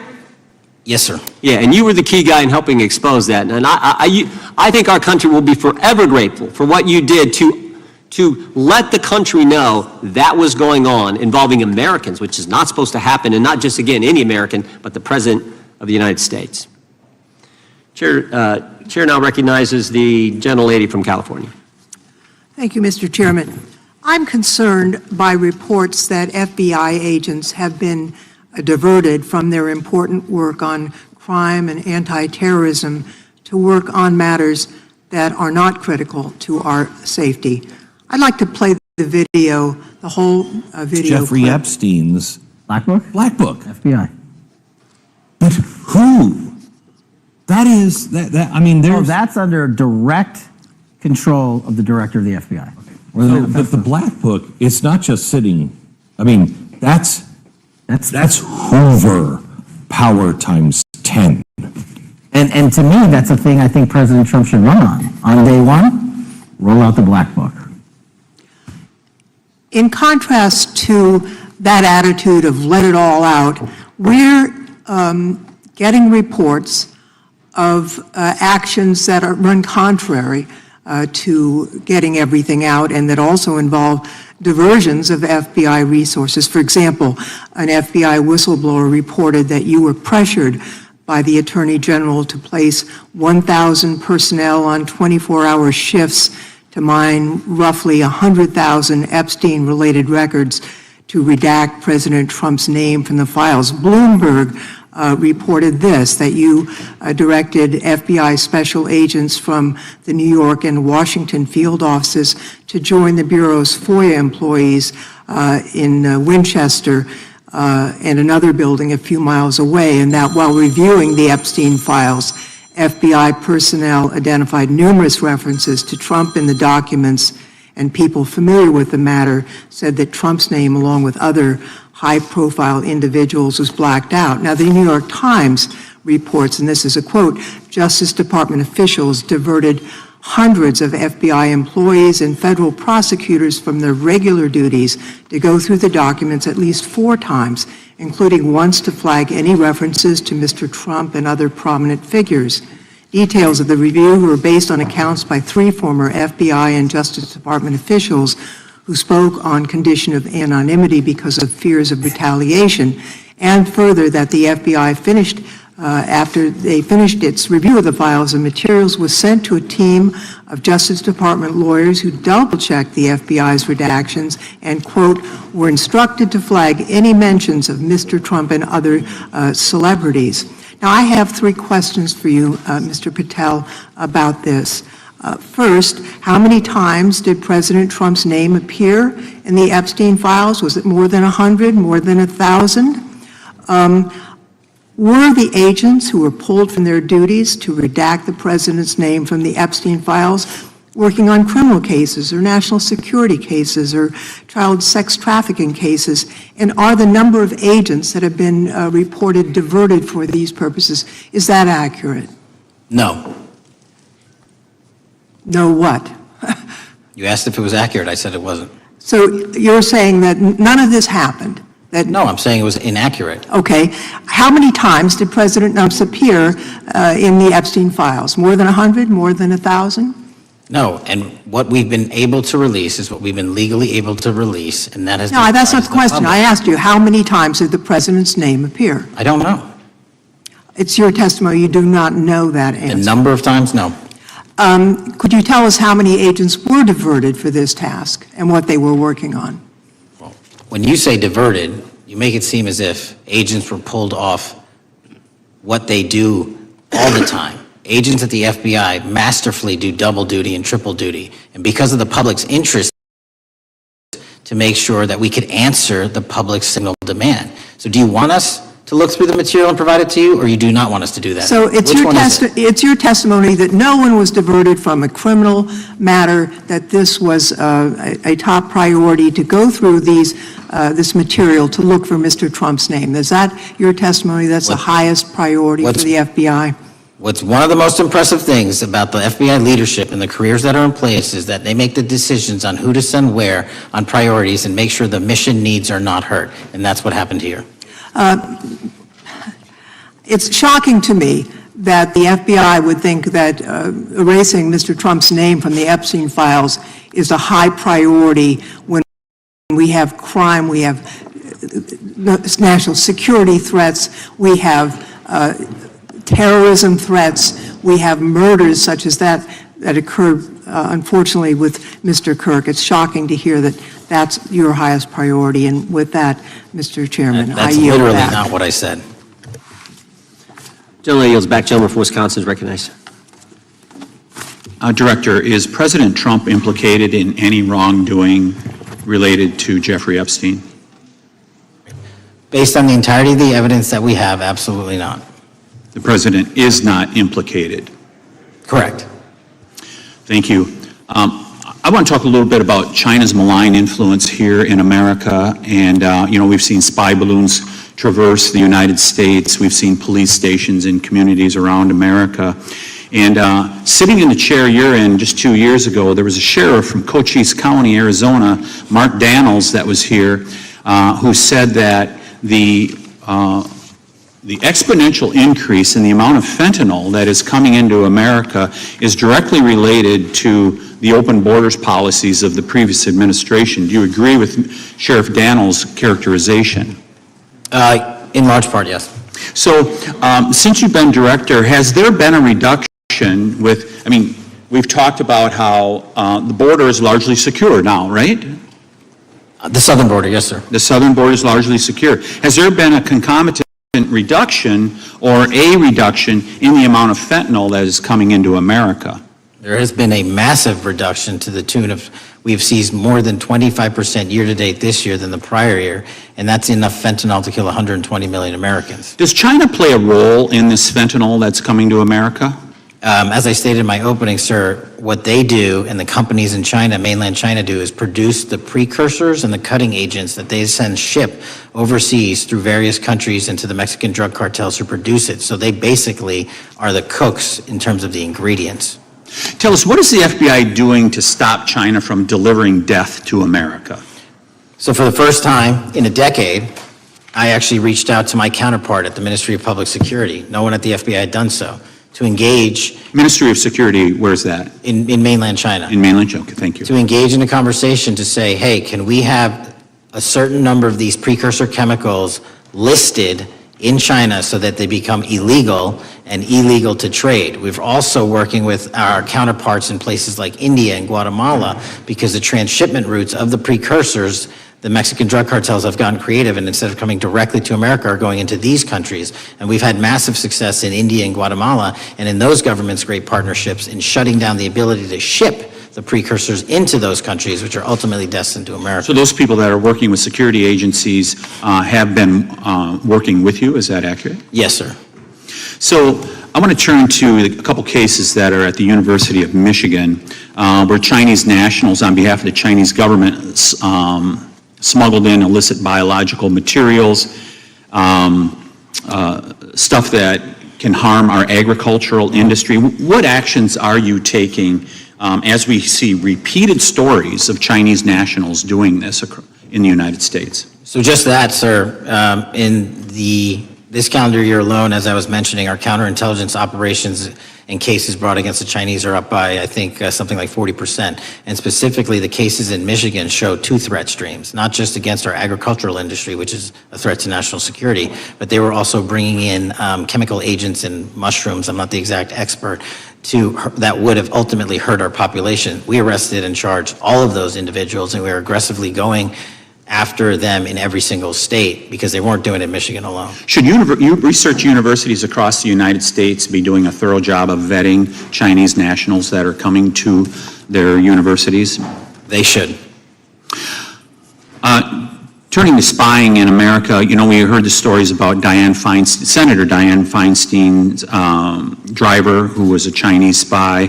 We're familiar with Linda Sun, who worked in Governor Hochul's office, Christine Fang in California. What are you doing to find these people who are Chinese spies that are trying to burrow themselves into the politics of America? Because we know it's happening, right? Yes, it is. And what our counterintelligence unit is doing is aggressively seeking the intelligence into where these individuals are working. Then we are utilizing our operational authorities to go in and investigate them either through our human source networks and collecting information through lawful process, online, search warrants, and data so that we can bring proper arrest charges and publicize to the world what they're doing here. And just because we've caught a few doesn't mean we've caught everybody. We've got a lot more to go. I get one more quick question in. The FBI arrested a judge in Wisconsin, Hannah Dugan, for interfering with a federal law enforcement operation. Could you tell us a little bit about that? And is a judge above the law here in the United States of America? Well, no one is, and that case is ongoing, but as you stated, and these allegations that there was an interference in a federal lawfully executed federal law enforcement priority that was interfered with. I yield back, Mr. Chairman. Gentleman yields back. The gentleman from Tennessee is recognized. Thank you, Mr. Chair. Director Patel, I believe you had primary importance in starting Operation Viper in Memphis. Is that correct? Yes, sir. And Operation Viper brought in the FBI, the DEA, the ATF to help the Memphis police in policing the city. That'll be phase 2, sir. Phase 1 was FBI and local law enforcement in Memphis for the last few months. Okay. You did a good job, and the police director and the mayor have told me that that has been helpful, the FBI working with the police. And the FBI are trained in law enforcement. They know Miranda rights, they know how to do policing, and they do a good job working with the police. Do you think that the National Guard is necessary to do the work that the FBI is doing now? Thank you. I do think it's necessary to finish it. What we've done is 500 arrests in Memphis and 110 federal indictments. But what we need to do is we've only secured a piece of where the criminal conduct is occurring in Memphis, and we can't work inside perimeters that are not established and safe, and we don't have the manpower to give us the space to fully go into the areas where the criminal activity remains. Well, are you suggesting that the National Guard is going to go into the more heavily crime areas? They're going to establish, like they did in Washington, D.C., perimeters where local law enforcement and the FBI, DEA, ATF, and U.S. Marshals can go into. We can't be going into all these areas knowing that they're extremely volatile and jeopardizing the safety of our agents. Did the National Guard do anything in Washington to help the FBI stay safe from these dangerous elements? They established perimeters. Established perimeter, and the criminals knew about it, so they... It was a visible force, sir, so they kind of saw it. Well, what you did, I commend you for what you did, and I think the FBI coming in, we have a crime problem in Memphis. The FBI has helped, DEA will help, and the ATF will help. I don't think the National Guard's going to help, and what I've seen, they're not trained in law enforcement, are they? No, sir. And so that could be a problem. Who will direct the National Guard in Memphis? Will it be, will they have control over your agents? No, sir, they won't. Who will have control over your agents? You? Well, the SAC and then ultimately the chain of command up to Washington, D.C. will control the FBI, but there's a task force that was put together that is going to be led by an interagency. The heads of U.S. Marshals, DEA, and FBI will be working together with DHS collectively on this. Have you visited Memphis before? Yes, sir, I have. So you know how good a city it is. I love Memphis. A lot of us do. And Memphis is a great city, great history, civil rights museum. Might say something about slavery, but that was the history. Needs to be taught. Blues, Elvis. Beale Street, right, barbecue. And people should come. It's not a troubled city. We've got some crime, but it's not a troubled city. We're not troubled, and we love our city, and we hope that the National Guard doesn't come in and cause people to have questions about Memphis, because it's a city they should visit. Let me ask you this about, you said that the homicide rates are coming down to an all-time low? In modern recorded U.S. history, yes, sir. When does modern recorded history start? I think the FBI, and I'll get back to you on this, has stats on that going back about 30 years, sir. Okay, I was thinking back to Ozzie and Harriet, and I didn't think you could beat Ozzie and Harriet's time. Secondly, you mentioned the Epstein case. Did any of the women that were victims, and they came up here and had a press conference and all, did any of them contact your office and ask to give information? To my knowledge, no, sir. If they did, let me ask you first, is there a statute of limitations on sex crimes like that, with sex with a minor, rape? The DOJ is the expert, but I do not believe there's a statute on that, limitations on that. So if there's not a statute of limitations, should you not be interviewing those people who know who raped them and the names and the places and give you that information? That seems like that's a treasure trove of information, and it's a serious number of crimes. Sir, I couldn't agree with you more. We've been very public about asking individuals to come forward with new information, and we would run out every single lead on that. Well, I'm sure the women will come forward, especially today, to assure that they will get an opportunity, because that seems like something we ought to do. Mr. Driscoll, what was his reputation? I can't comment on Mr. Driscoll's matter. It's an ongoing litigation. Yeah, but his reputation you could tell us about.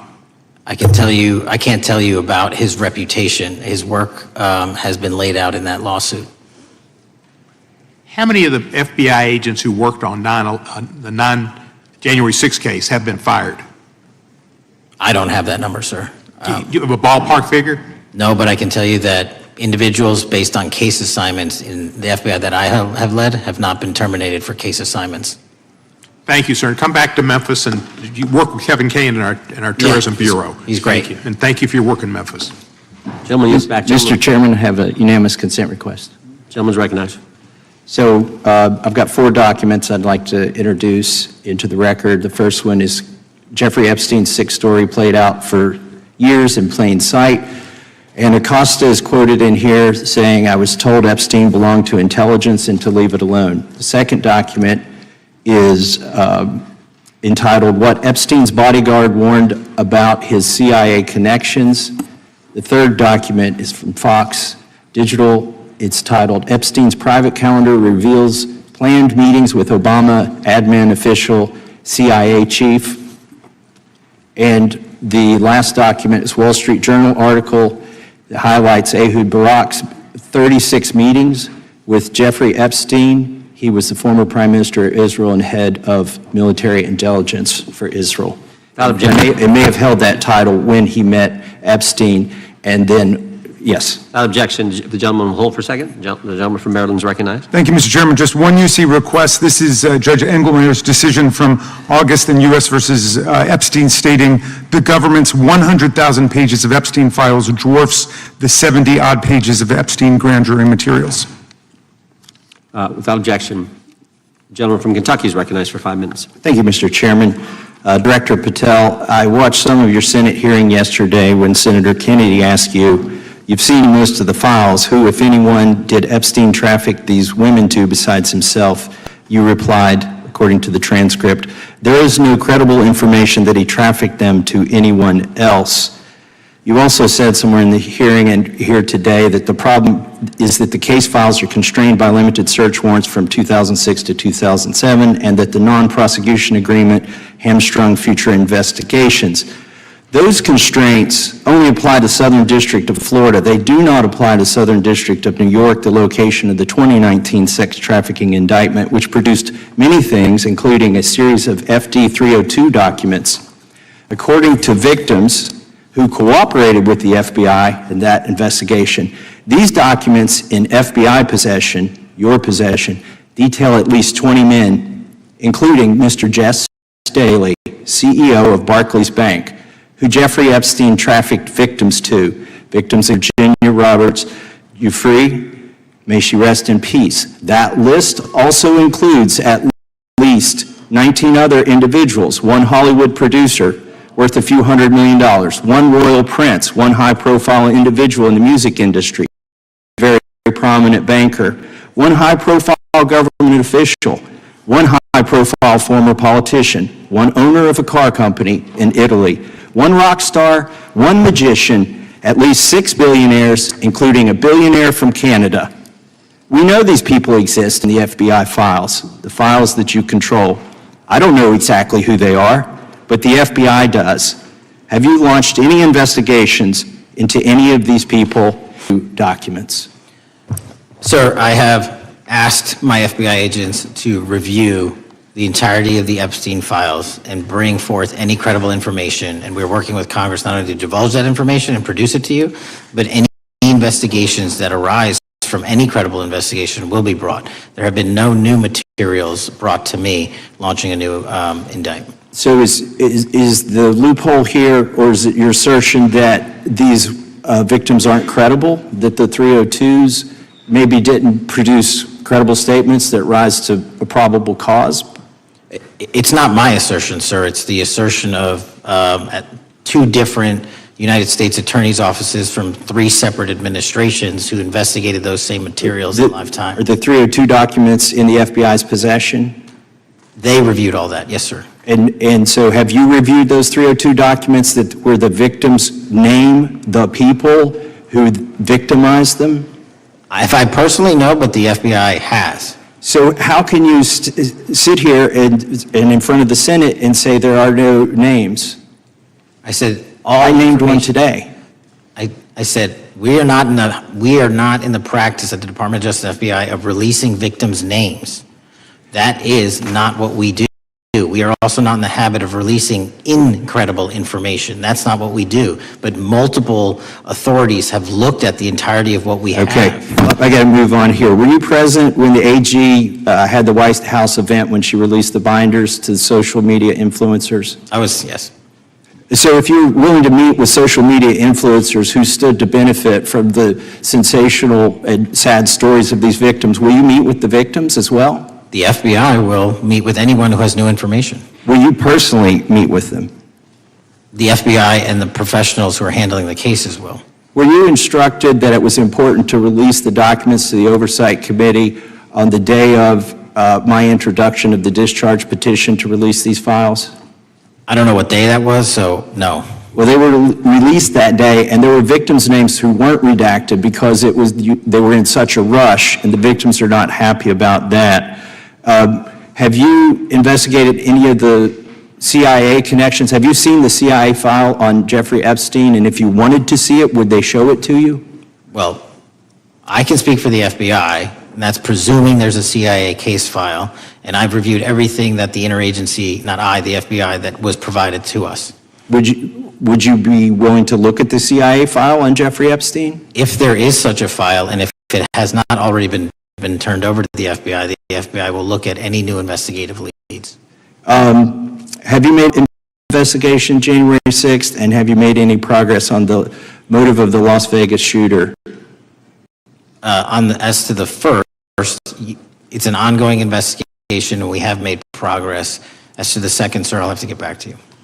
All right, thank you. I yield back. Mr. Chairman, I have a unanimous Gentleman consent yields back. request. Unanimous consent request from the gentleman from New York. I ask unanimous consent to introduce an unsigned memorandum from July 7, 2025 that says we did not uncover evidence that could predicate an investigation against uncharged third parties with the insignia of the Department of Justice and the FBI. Without objection. Mr. Chairman, I have a Gentleman from Georgia. unanimous consent request.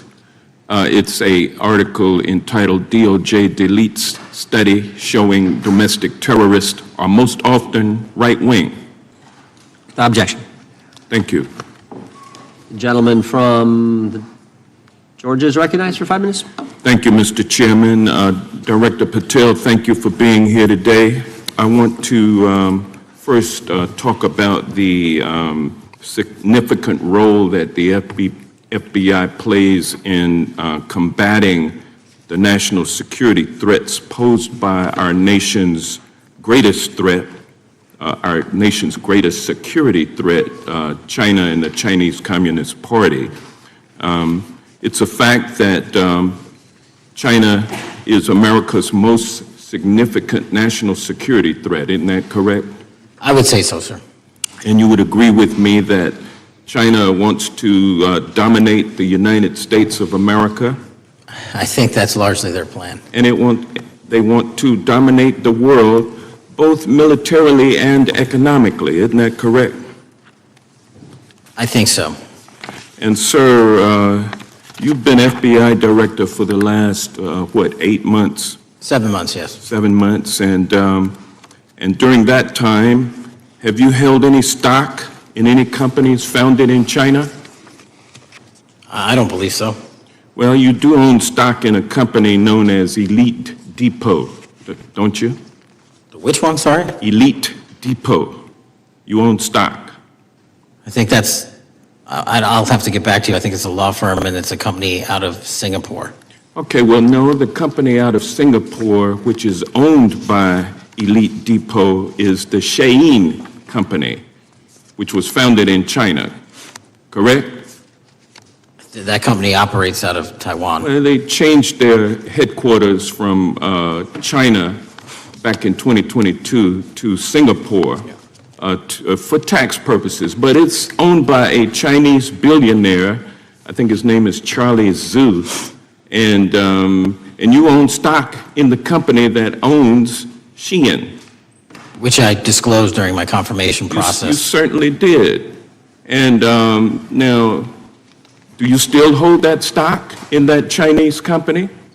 Pursuant to the the Department of Justice, who reviewed my material that was submitted during my confirmation process, I was able to hold certain stocks, and they made the decision. You still hold the stocks that you have? You still hold on to these Chinese stocks, these stocks in this Chinese company? I disagree that it's a Chinese company, but I was in the DOJ, when you're appointed, makes a call on what you can and can't possess. Well, now, let me ask you this. Chinese companies steal trademarks, they produce counterfeit products and sell them over the internet on platforms such as Shein. They steal intellectual property. They steal data from American companies. And to me, it seems inconsistent with your role as FBI director that you would own stock in a company that is based in a country that is the nation's premier national security threat. It's like you are putting your own financial security over the security of the nation. I disagree with that characterization. Well, I think the American people look at it like it's a classic situation of the fox guarding the hen house. If the FBI is charged with investigating espionage, economic espionage by companies controlled by the Chinese Communist Party, and you are the director of the FBI, you've got a conflict of interest. Sir, I would just show if there's any intimation that I'm against. Why are you holding on to this stock? It wasn't a decision I made. And it's valued at up to $5 million as of when you last reported, correct? $5 million in stock? No, I don't follow it. You don't follow it, but you're still making money off of it. I don't have any money off of anything. Well, What I have done... Trump's trade policies directly impact the value of that Chinese stock. Won't you agree with that? Which trade policy? I'm not a trade expert. Okay, all right. But I want to tell you this. Crazy on me today. Let me ask you this question. Why are you hiding pedophiles? Why are you shielding pedophiles? Why are you protecting pedophiles? That is maybe the most offensive thing you could say to me, given the numbers. Well, you have not released Given the the Epstein numbers files. of pedophiles. You're aware of the we have Epstein arrested. client list that was published in the 18,000. Time the gentleman has expired. The gentleman yields back. Can I answer the question? Can I just respond? Of course, the gentleman can answer the question. Since I took over the FBI, there has been a 33% increase. Sir, all of that started under Christopher Wray. Your time is done. No, but it didn't. The witness gets to All of answer that the question, started and then under we'll go to our the next. previous, FBI director, sir, and you're coming in here trying to take credit for something that a previous director instituted and largely brought to conclusion. I take I no think it's been credit. clear that the It's director offensive. has numbers And are it's so incorrect much also. better than the previous director. It's Director Patel, if you want to deceptive. answer the question. I take no credit. The men and women of the FBI out of the PR. So all of a sudden, when you coming in 7 months ago, and Gentleman's time has Heaven on expired. And on the sir, pedophile American public's not gonna accusation, go for that. we have arrested 1,500 child predators in the last 7 months. Under More investigations than initiated by anybody the prior Appreciate the directorship. director's good work, and we really appreciate that the time is from Texas. I thank the chairman. I thank the FBI director for coming before the committee. I assume the FBI director, Mr. Patel, I believe you probably agree with me that there is a significant organized effort on the left side of the political spectrum to advance criminal organizations being able to put more criminals out on the streets. That what we've seen this in daily action. Are you familiar with the report that came out this last Monday from the Law Enforcement Legal Defense Fund? I'm not familiar with that, sorry. So this report came out this past Monday, and it said that significant amount of the money flowing out of George Soros and other leftist organizations and prosecutors, and quote, many of these DAs had never managed an office, prosecuted a criminal case, developed organizational policies. In dozens of America's largest cities and counties, this report finds these progressive district attorneys have outsourced core parts of the American criminal justice system to activists and political donors, taking direction and advice on everything from staffing decisions and communication strategy. Organizations, it's a complex web of donors going in through these organizations to put radical DAs and prosecutors out there, putting criminals on the streets. Does the FBI director agree that this exists and is a problem? I will accept the factual representation, and if that exists, it is a problem. The organizations such as TIDES, the Fair and Just Prosecution, Brenner Center for Justice, Partnership for Safety and Justice, the Vera Institute of Justice, the amount of dollars flowing from George Soros through and to these organizations and to the various prosecutors that have resulted in increased crime on our streets, including the brutal murder of the Ukrainian refugee in Charlotte. I bring that up because that is one component of the problem. In addition, we have an organized effort targeting our border.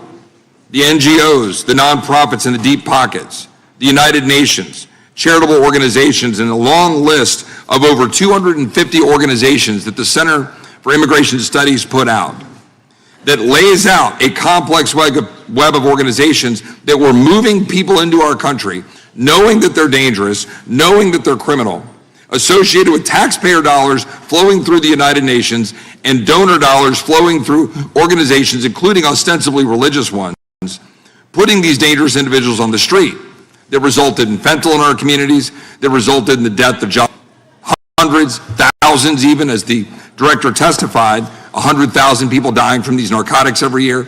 All of this in an organized effort, a complete effort by the radical left to use taxpayer dollars and these dollars to put people on our streets.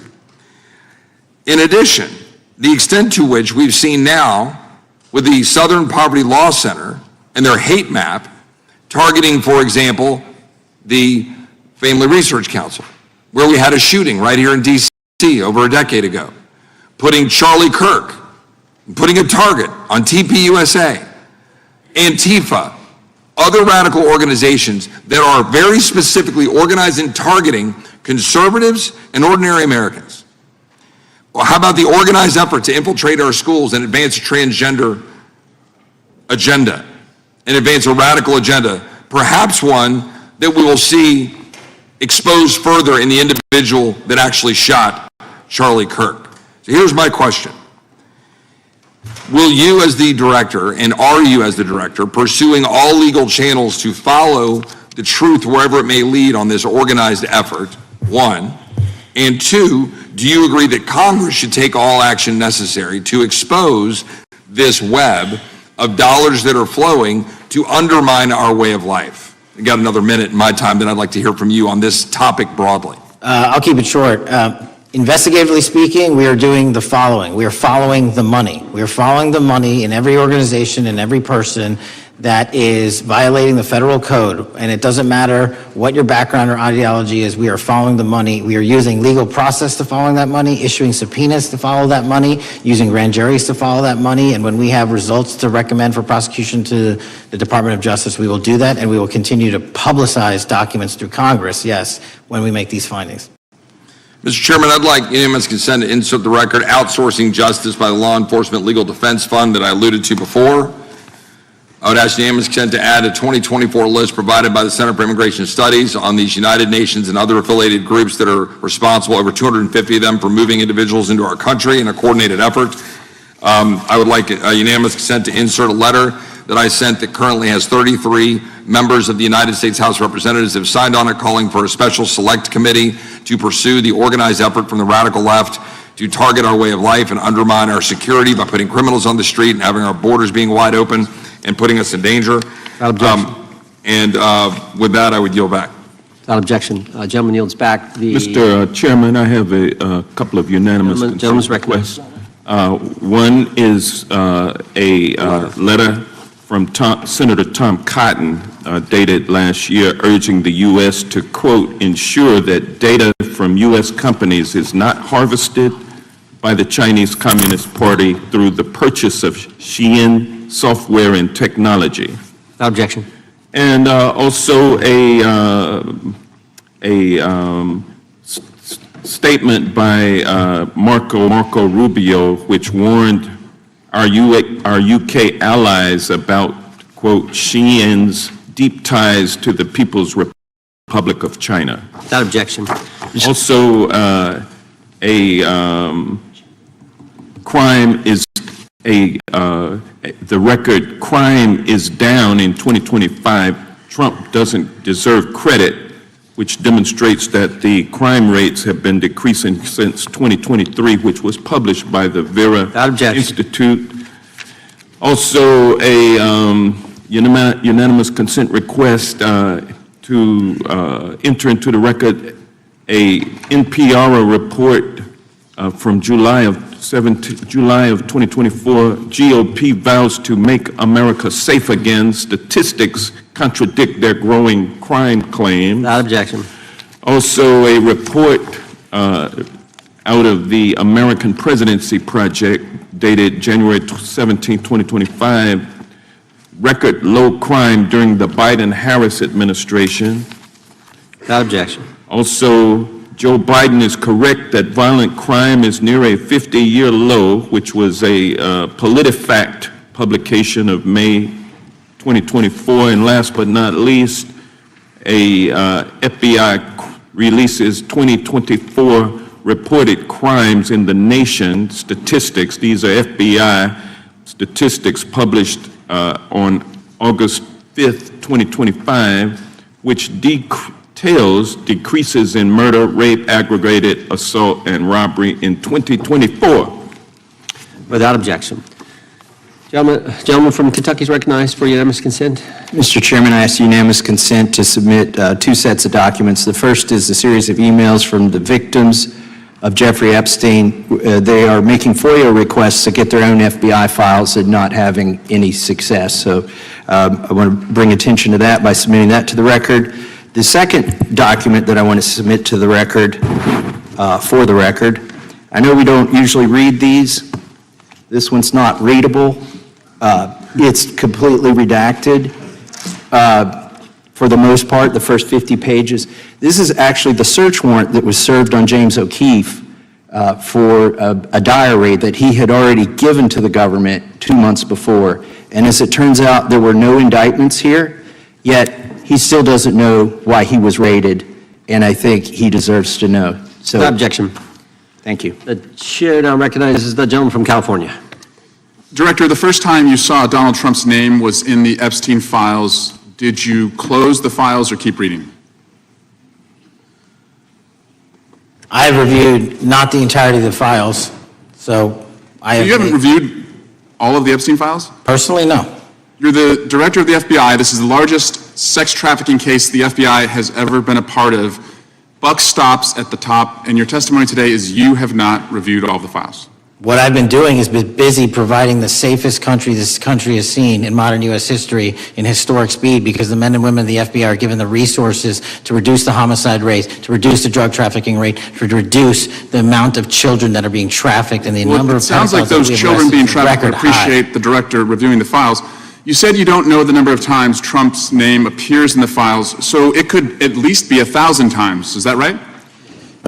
The number is a total misleading factor. We have not released anyone's name in the Epstein files that has not been credible. Director, could it at least be 1,000 times? We have released every piece of legally permissible information. Okay, you can so characterize the numbers however you want it. I'm claiming my time, Director.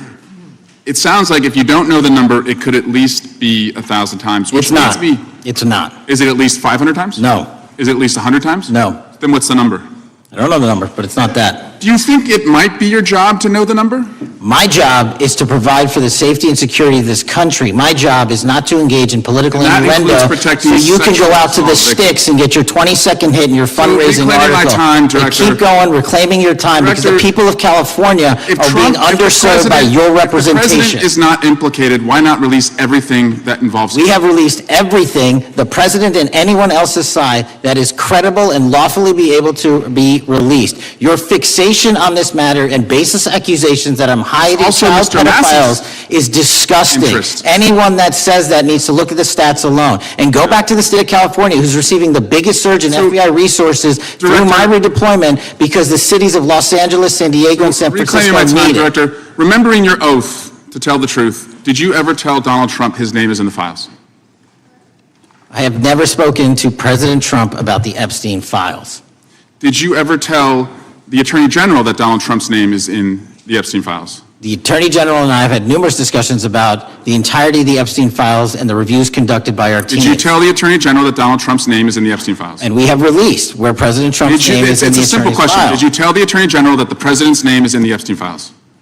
During many conversations that the Attorney General and I have had on the matter of Epstein, we have reviewed. The question is painstakingly simple. Who Did you can tell be- the Attorney General that Donald Trump's name is in the Epstein files? Yes or no? Why don't you try spelling it out? Director. Use the alphabet. Yes or no? No? A, B, C, Director, D, E, F? it Don't sounds wanna like do you it? don't want to tell us. Did you tell the Attorney General that Donald Trump's name was in the Epstein files? Why don't you try serving your Director, constituency did by you tell the focusing on Attorney reducing General violent that Donald crime in this Trump's name- country and the number of pedophiles that are Director, legally reclaim my harbored in time, your Director. sanctuary cities in Director, California? reclaim I'll my work with time. you on that. Do Regular you want order, to Mr. work with us Chairman. on that? Director, I'm reclaim the my lawless time. gentleman from California. Did you tell the Attorney General that Donald Trump's name is in the Epstein files? Yes or Question no? has been asked and answered. You have not answered it, and we will take your evasiveness as a consciousness of guilt. Director, did Donald Trump ever say to you, just find and release the entire truth? Don't worry if I'm in it? The instructions from the administration were to release all credible information, and we have done that. Did Donald Trump ever provide information about Jeffrey Epstein as an informant? Donald Trump has not been, and I can only speak for the FBI, an informant of the FBI. So, Director, you've played this cute shell game where you say you can't release everything because the court has said that it legally is not allowed to be released, but the court calls bullshit. Judge Richard Berman said that when you went to the court, quote, information contained in the Epstein grand jury transcripts pales in comparison to Epstein investigation information and materials in the hands of the Department of Justice. So let's move on, Director. You wrote a book called Government Gangsters. You identified 20 individuals in that book. You put me on that list at the top of the list. Thank you. My children find it flattering. 20 of those individuals have been investigated or have had adverse actions. Director, considering that you have identified these people as, quote, government gangsters, will you recuse yourself from making any investigation decisions about these individuals? Anyone that has been terminated at the FBI has been done so No, the because question they failed again. to meet the muster and Director, the constitutional I will obligation. work on the No, no. audio-visual capabilities. I'm going to borrow your terminology and call I'm bullshit reclaiming my on your time. entire career in I'm Congress. reclaiming my time, It has been a Director. disgrace to the American Director, people. I'm reclaiming my time. You can reclaim your Will you time all you recuse yourself? want. Mr. Chairman, You're you're going to allow a witness to speak this way?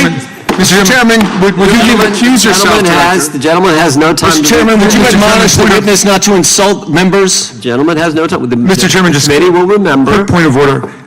Could the gentleman be extended an additional 20 seconds to complete his thoughts since the witness decided to interrupt him continuously? And the witness will be able to respond if he wants. We'll make sure he Thank has you. time to do that. My question We'll is, continue. will you, Director, recuse yourself, yes or no, from investigating or making decisions about the 60 individuals, including myself, that you identified as government gangsters? Yes or no? Time of the gentleman has expired. The witness may respond if he would like. And the answer was no, as I heard. Correct. Okay. The gentleman from Wisconsin, the gentleman yields back. The gentleman from Wisconsin is recognized for 5 minutes. Thank you, Chairman.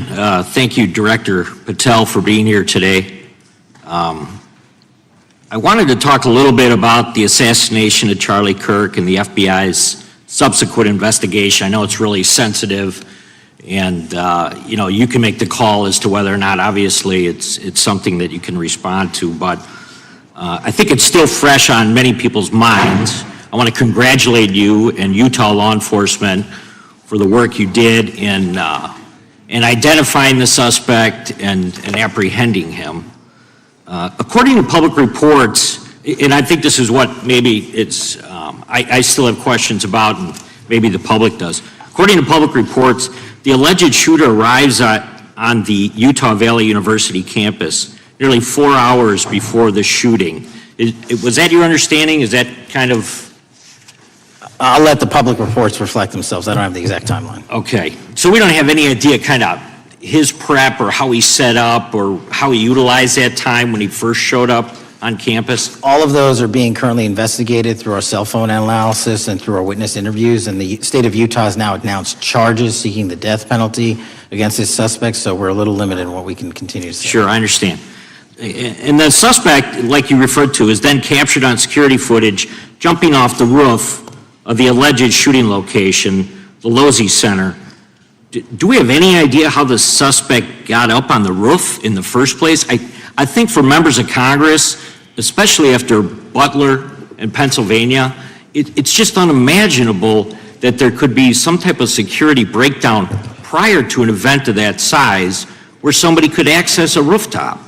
So not commenting on the case, but having gone to the crime scene and walked the steps that we believe were taken, the roof was actually readily accessible through an exterior stairwell, so anyone could have gotten on it. Okay. The suspect flees on foot to kind of this wooded area where he drops the rifle, wraps it in a towel, and then proceeds to his staged vehicle and basically drives home.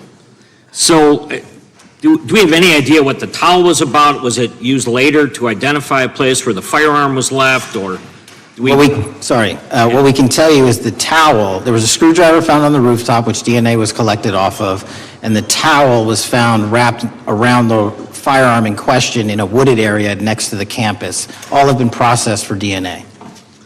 And then, according to the suspect's roommate, there were allegedly messages on instant messaging platforms, specifically Discord, suggesting the towel may have been used to identify that weapon's location. So the public reports have suggested that the shooter acted alone.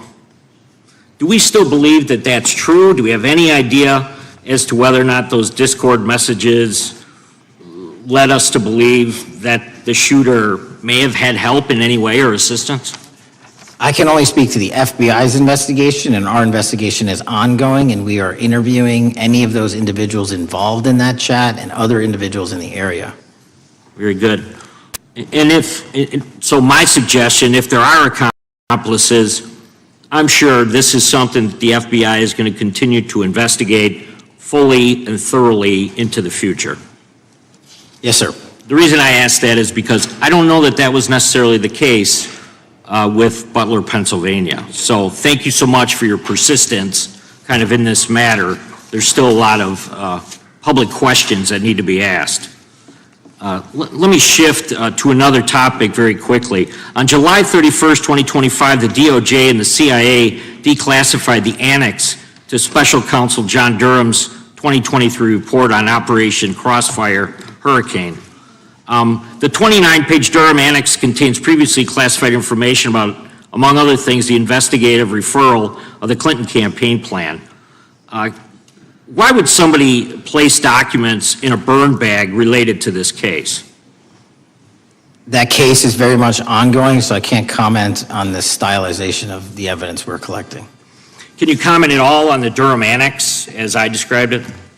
The Durham Annex, which has been publicly released thanks to the FBI's commitment to transparency, is one of the documents that's being utilized. And in general terms, speaking for burn bags, sir, a burn bag is what you use to put classified documents into generally, because that is literally how you destroy them. So it appears that efforts were made by the Clinton campaign to reach out to the FBI agents or the Clinton sympathizers in the intelligence community in order to lead more credibility to the Clinton campaign plan. Do you think that's an accurate characterization? Again, I'm not going to characterize that material because it's part of an ongoing investigation. Thanks for being here today. I yield back. Gentleman yields back. Gentleman from California is recognized.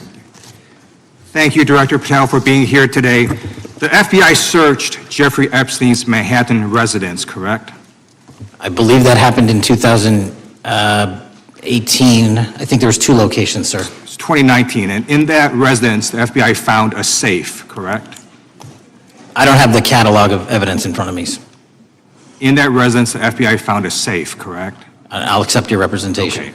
And in that safe, the FBI found topless and lewd photographs of girls, correct?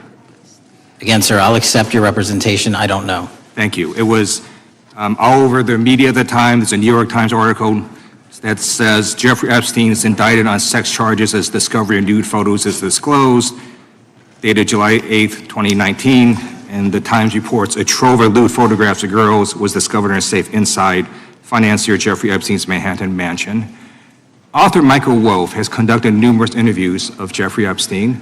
I'm going to play for you a video clip of what Michael Wolff said Epstein told him was in the safe and what he showed the author was in the safe. So let's please play that clip now. Elected. And I was sitting talking to Epstein, and he said, "Wait a minute, I got to show you something." And then he went into his safe, and he came out with photographs. They were Polaroids, I think, and he kind of spread them out like playing cards, and it was Trump. I mean, I think there were a dozen of them, and it was Trump with girls of an uncertain age at Epstein's Palm Beach house, where all of the things that he would ultimately be accused of took place. And I remember very vividly 3 of them. There are 2 in which Trump is, the girls, topless girls, are sitting on Trump's lap. And then a 3rd in which he has a stain on the front of his pants, and the girls are kind of pointing at it, sort of bent over, laughing. So Director Patel, I'm going to ask you a very broad and general question. As you know, Donald Trump and Jeffrey Epstein were friends. There are, of course, photos showing Donald Trump together with Epstein, correct? I don't have the entirety of the photographs, but I think they've been photographed in public together. All right. Are there any photos showing Donald Trump with girls of an uncertain age? No. How do you know that? Because that information would have been brought to light by multiple administrations and FBI investigators over the course of the last 20 years. Well, you know what? That's just not true, because no one knew about the creepy birthday message that Donald Trump wrote to Jeffrey Epstein until the Wall Street Journal disclosed it, and then all of a sudden, the Epstein estate provides it to Congress. Well, so certainly, you weren't there at the search. You don't know what Epstein may or may not have done with those photographs even prior to the search. Maybe someone has it. Maybe the Epstein estate has it. You raise a great point. So I'm going to ask you, have you asked to talk to Michael Wolff? You raise a great point. I haven't personally asked to talk to Michael Wolff. Has the FBI asked? But the FBI, I'll get back to you if the FBI specifically So Michael Wolff has ever. about 100 hours of testimony of Jeffrey Epstein. Wouldn't it be good for the FBI to interview Michael Wolff? I'm not saying they haven't, I just don't know. Has FBI subpoenaed the tapes that Michael Wolff has conducted of Jeffrey Epstein? I don't know. All right, so if you could provide us an answer, that would be terrific. Sure. Well, let me ask you this question then. Have you looked at all the photos in Epstein files?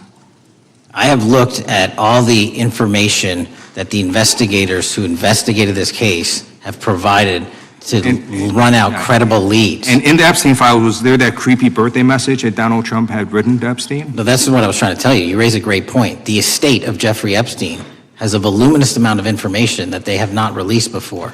Okay, so that's great. So wouldn't it be great if FBI subpoenaed the estate of Jeffrey Epstein for all that information? The estate is under no obligation to provide that material, even pursuant to a subpoena. That's a great point. Yeah, that's just false. Okay. That's just false. You're the frickin' FBI. You can subpoena the information from the estate, and you better do that. That's literally not how it works. I'm going to move on now and talk about Epstein's client list. You confirmed that exists. Attorney General Pam Bondi confirmed earlier this year that exists. So I just want to ask you a simple question. Is Prince Andrew on Epstein's client list? The material related to Prince Andrew has been made public. Is Prince Andrew on the client list? We have released the index of names that were in Jeffrey Epstein's. Is Donald Trump on Epstein's client list? The index has been released, and the index will speak for So I'm itself. just going to say, America is a huge red flag. The FBI director could not answer whether Donald Trump was on Epstein's Gentleman's time has client list. expired. I yield now back. recognize the gentleman from Virginia. Thank you, Mr. Chairman. I want to thank the Director for being here and for his work over the last several months, removing the taint of partisanship that has infected the intelligence community over the past several years under the last administration, under the last several directors, standing up for law enforcement, standing up for the brave men and women who work in your agency. But to set the record straight, we have to correct the record. And the record, early days of the first Trump administration saw a dramatic spike in news stories that contained sensitive and sometimes classified details about the FBI's bogus Russia probe, about a leak a day. It's unacceptable that senior FBI officials coordinated to leak classified information to try and harm President Trump. Documents produced to the committee in August of this year revealed that the FBI interviewed a former intelligence committee staffer who gave details on a systematic process through which leaks of classified information were affected by then Chairman, now Senator Adam Schiff. Were these findings escalated within the Bureau's chain of command, and if so, to what level? Sorry, were the findings escalated? Were these findings that were given to us escalated within the Bureau's chain of command, and if so, what level? Did you receive this information? That entire matter is currently under investigation by the people at the FBI that handle leaks of classified information. All right, it's good to know that there is an ongoing investigation. Can you tell me whether these leaks to the media compromised any ongoing FBI investigations during the Trump-Russia probe? I can tell you, generally speaking, the leaks of classified information are detrimental to any work the FBI is doing. Now, former Director James Comey testified before the Senate Judiciary Committee that he had never been an anonymous source, nor authorized anyone to be an anonymous source in news reports about matters relating to the Trump investigation or the Clinton investigation. Was Comey's testimony true? In reference to Director Comey, I'm very limited in what I can say because of what the current status of those matters are with the FBI and the Department of Justice. When I am able to make those public, I will. Can you tell me if there's an ongoing investigation there? Again, without identifying any individuals related to the information you're generally speaking about, there is an ongoing matter that has been under review by the Department and the FBI for some time. Because we know that the documents that we received last month revealed that former Director Comey used Columbia University law professor as a conduit to leak stories to the media that contained classified information. Let me move on to the way that the FISA process was weaponized by past directors.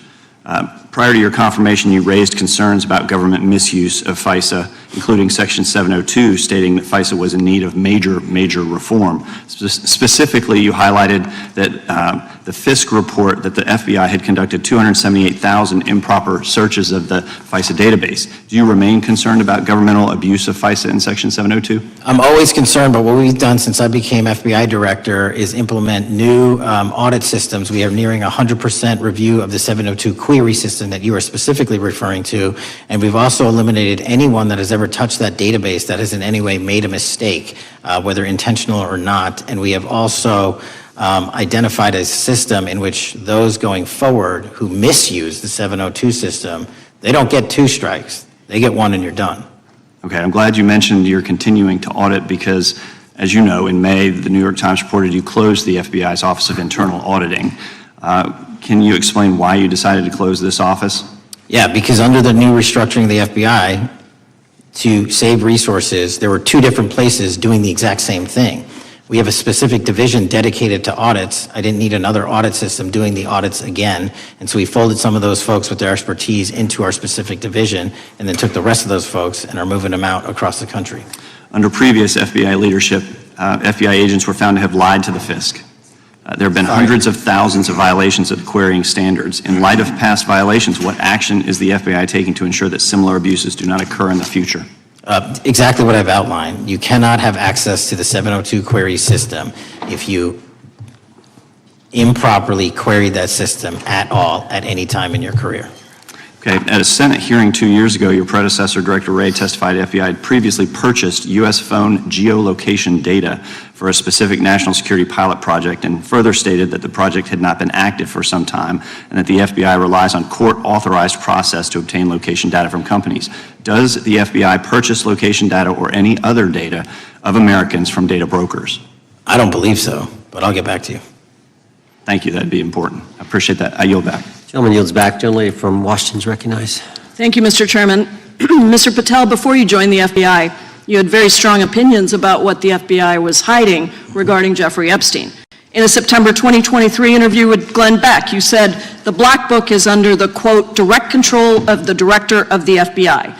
In December 2023, you said, let us know who the pedophiles are. Even for a short time after becoming FBI director, in February of 2025, you tweeted, quote, there will be no cover-ups, no missing documents, no stone left unturned. In June, you told Joe Rogan, quote, we've reviewed all the information, we're going to give you every single thing we have and can. But then suddenly in July, everything changed. You and Attorney General Pam Bondi released one video and said that there was nothing more to see. Your July memo says you uncovered more than 300 gigabytes of data and physical evidence, but that you had decided no further disclosure would be appropriate or warranted. That is a quote. I think what happened, Mr. Patel, is that suddenly you discovered that Donald Trump's name was all over these files, and you started a giant cover-up. So you are under oath, Mr. Patel. You just testified to Mr. Swalwell that you did not speak to the president about the Epstein files. To your knowledge, did Attorney General Pam Bondi speak to the president about what was in the Epstein files? I can't speak for Attorney General Pam Bondi. So to your knowledge, you don't have any information. The question was, do you have any knowledge? Do you have any knowledge? I can't speak. You are for the refusing to Attorney answer the General question, so Pam let me Bondi. tell you that the Wall Street Journal reported that in May, Bondi told Trump that he was in the Epstein files, and at the same meeting said that the DOJ did not plan to release the files. Yesterday, you testified to Senator Kennedy that there was, quote, no credible information that Epstein trafficked girls to anyone else, and that you have, quote, continuously and publicly asked the public to come forward with more information, and we'll look into it. Today, in response to Mr. Massey's question, you appear to say that the survivors were not credible. These are survivors. That's not at all what I said. Okay, great. I'm going to ask you this in a second, but let me tell you about then the don't lie about survivors, and let's bring them up here into the room. These are women who came to the Hill and testified that they were groomed and raped at the age of 14 and 16 years old, and they called to meet with the president and to meet with the FBI and to have people investigate their claims. Some of them have never testified before. If you are so interested in getting the public to submit any information, why have you not met with them? You said you haven't met with them. Have you met with them? I'll give you one more chance. My job as the FBI director is to Is the invite all answer yes or investigative no leads. to whether or not you met with these women who were sexually abused and raped? Any insinuation by you or any people on your side that I'm not manhunting child predators and sex traffickers, just look at the Mr. stats. Patel, And you talk Mr. about Chairman, cover-ups, man. Mr. Chairman, You talk this is about my time, cover-ups. and I will take as much time as I Where were want. you during the Instruct Obama the and Biden witness, Mr. administrations when these so-called Instruct the cover-ups were witness. going on? Mr. Why didn't Chairman. anyone in those administrations talk to any of these Mr. purported Chairman. witnesses? I Let's have get some regular order, Mr. every Chairman. single person to provide credible information. Time belongs to the gentlelady from Washington. And I'm gonna When you- take When another you couple accuse of the minutes. witness of something, he's allowed to respond. That's how it works. You say Listen, he something, didn't even, say the- excuse me, Mr. Mr. Chairman, you have point always of been order. fair, but this And is I'm not being fair. fair, and you will get No, your- this you will is get your my time. time, and he You will give the said gentlelady that the a few witnesses additional were not credible. seconds of time. I'm going to get an additional minute of time, because No, that's you'll how get much what, time you he won't get a took. minute, you'll get some seconds. What we think is under 5 minutes. You don't get to demand how Mr. much time you Patel. get. That's not how it works. Mr. Patel, are the victims of the Jeffrey Epstein horrific trafficking ring, are they credible? Any person with information about ongoing sexual trafficking. I'm asking you if they're credible. Ma'am, I'm Are they commenting on the credible? evidence we have. We have routinely asked for people to come forward with more evidence, and we will look at it. And the evidence that we have was the same evidence that the Biden and Patel. Obama Justice Departments Mr. had. Patel, And they this is determined, new. not me, they determined that that information was not Mr. Chairman, credible. he's not letting me even ask my questions. You This is ask the ridiculous. questions, he gives an answer. You may not like what he says, No, but that I'm doesn't mean asking you get to you, not interrupt answering him. my question. Mr. Chairman, could we restore the gentlelady 45 seconds so she We can will give her complete additional 30 seconds, which is what I said I'm earlier. going to keep taking my time, No, because you'll take here's the time thing. that you get. You have are 30 not seconds. answering the question. The question I have, you just don't like the answer. Are these women credible? It's a yes or no answer. I have answered the question. and Well, I what is keep the telling answer? you, I'm the only FBI director that has welcomed new information in this case. This You're not- administration is the only one that has welcomed any new information in this Is there a case. yes or no to whether Present the new victims credible are credible? information. Present new Are information. the victims credible victims- or not? I'll tell you what happened in the last Trump Are they administration. credible or not? You can't even Victims say. credibly came forward, and you know what happened? President Trump authorized the indictments of Jeffrey Epstein. Called them not Biden, a hoax. not Obama. President Trump no one called else. the entire thing a Democratic hoax. So I would like to ask The you, gentlelady's time has expired. I gave her the additional 45 seconds she requested. The gentlelady yields back. The gentleman from Mr. New Chairman, Jersey is I would like recognized to for his ask if 5 you would minutes. meet with the women who were sexually Time does not belong. abused and raped and groomed Time does at not the belong ages to the of gentlelady from 14 Washington. and The time now 16 years belongs. old. Are you time- going to cover up? No, I'm Are not you gonna- going to continue I'm to gonna recognize cover the up gentleman for from the New rich Jersey for and his 5 minutes. powerful men, including those that might be on this committee? I can yell too, Or are Mr. you Chairman. going I don't want to yell allow like them this. to The time testify? belongs to the gentleman from New Jersey. I Are you appreciate the going to allow gentlelady them to yielding testify, back. Mr. Patel? Go ahead. Will you allow them to testify to you, Mr. Patel? Mr. Patel, thank you for being here. I know it's been an interesting and difficult 2 days. And I wasn't going to talk about the Epstein thing because there's a lot of other issues that affect the FBI, but I have to say a few words. I've sat here, I've listened to this, I've watched it, and my Democratic colleagues are so concerned now, Mr. Patel, all of a sudden. Where were they last year? Where were they the year before? Where were they the year before that? Where was the last president in any of this? Well, all I know, the only thing I see is a single letter from the ranking member that was sent in 2019 that he didn't like the plea deal, and some people signed on to that. Most of the truth, the real truth, let's be honest, let's be intellectually honest. The real truth is we didn't hear from them at all. Anybody of them. Hardly any of them ever mentioned it. Some of them didn't mention it at all until the beginning of this year. Earlier in the year it started. Not one Democrat asked Director Wray. We all remember Director Wray was here. Not once, not twice, multiple times.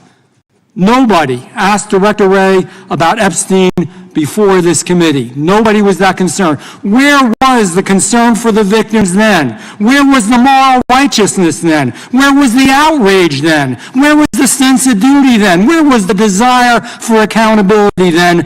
Where was the urgency for justice then? Most of all, where the hell was the integrity? You know what the truth is. Let's just say it, man. Tell the truth time.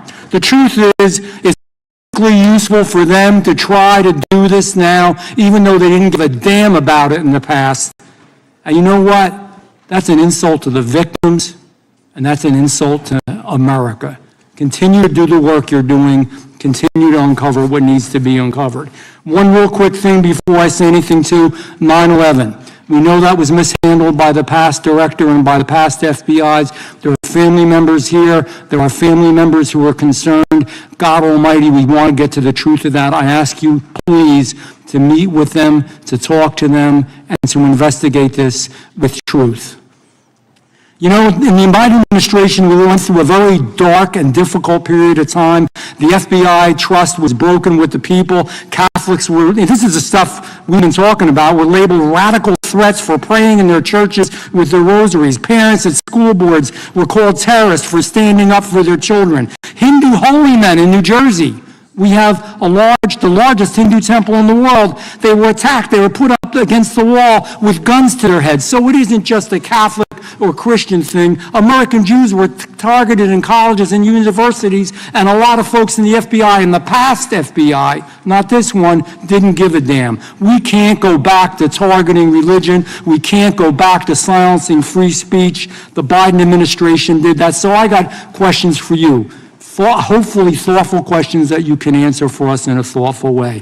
How is this FBI now, under your leadership, how are we restoring trust for Catholics, for Hindus, for Jews, for parents, for all the other, for just American people that were targeted by FISA because they had a different viewpoint? How are we restoring that trust in the FBI? In multiple ways, sir. One, and maybe most importantly, is through transparency and providing the American public with the material so they can see, read it themselves as to what the abuses were in the past, whether it relates to the Catholic memo or the Hindu incident you talked about at the largest temple in North America.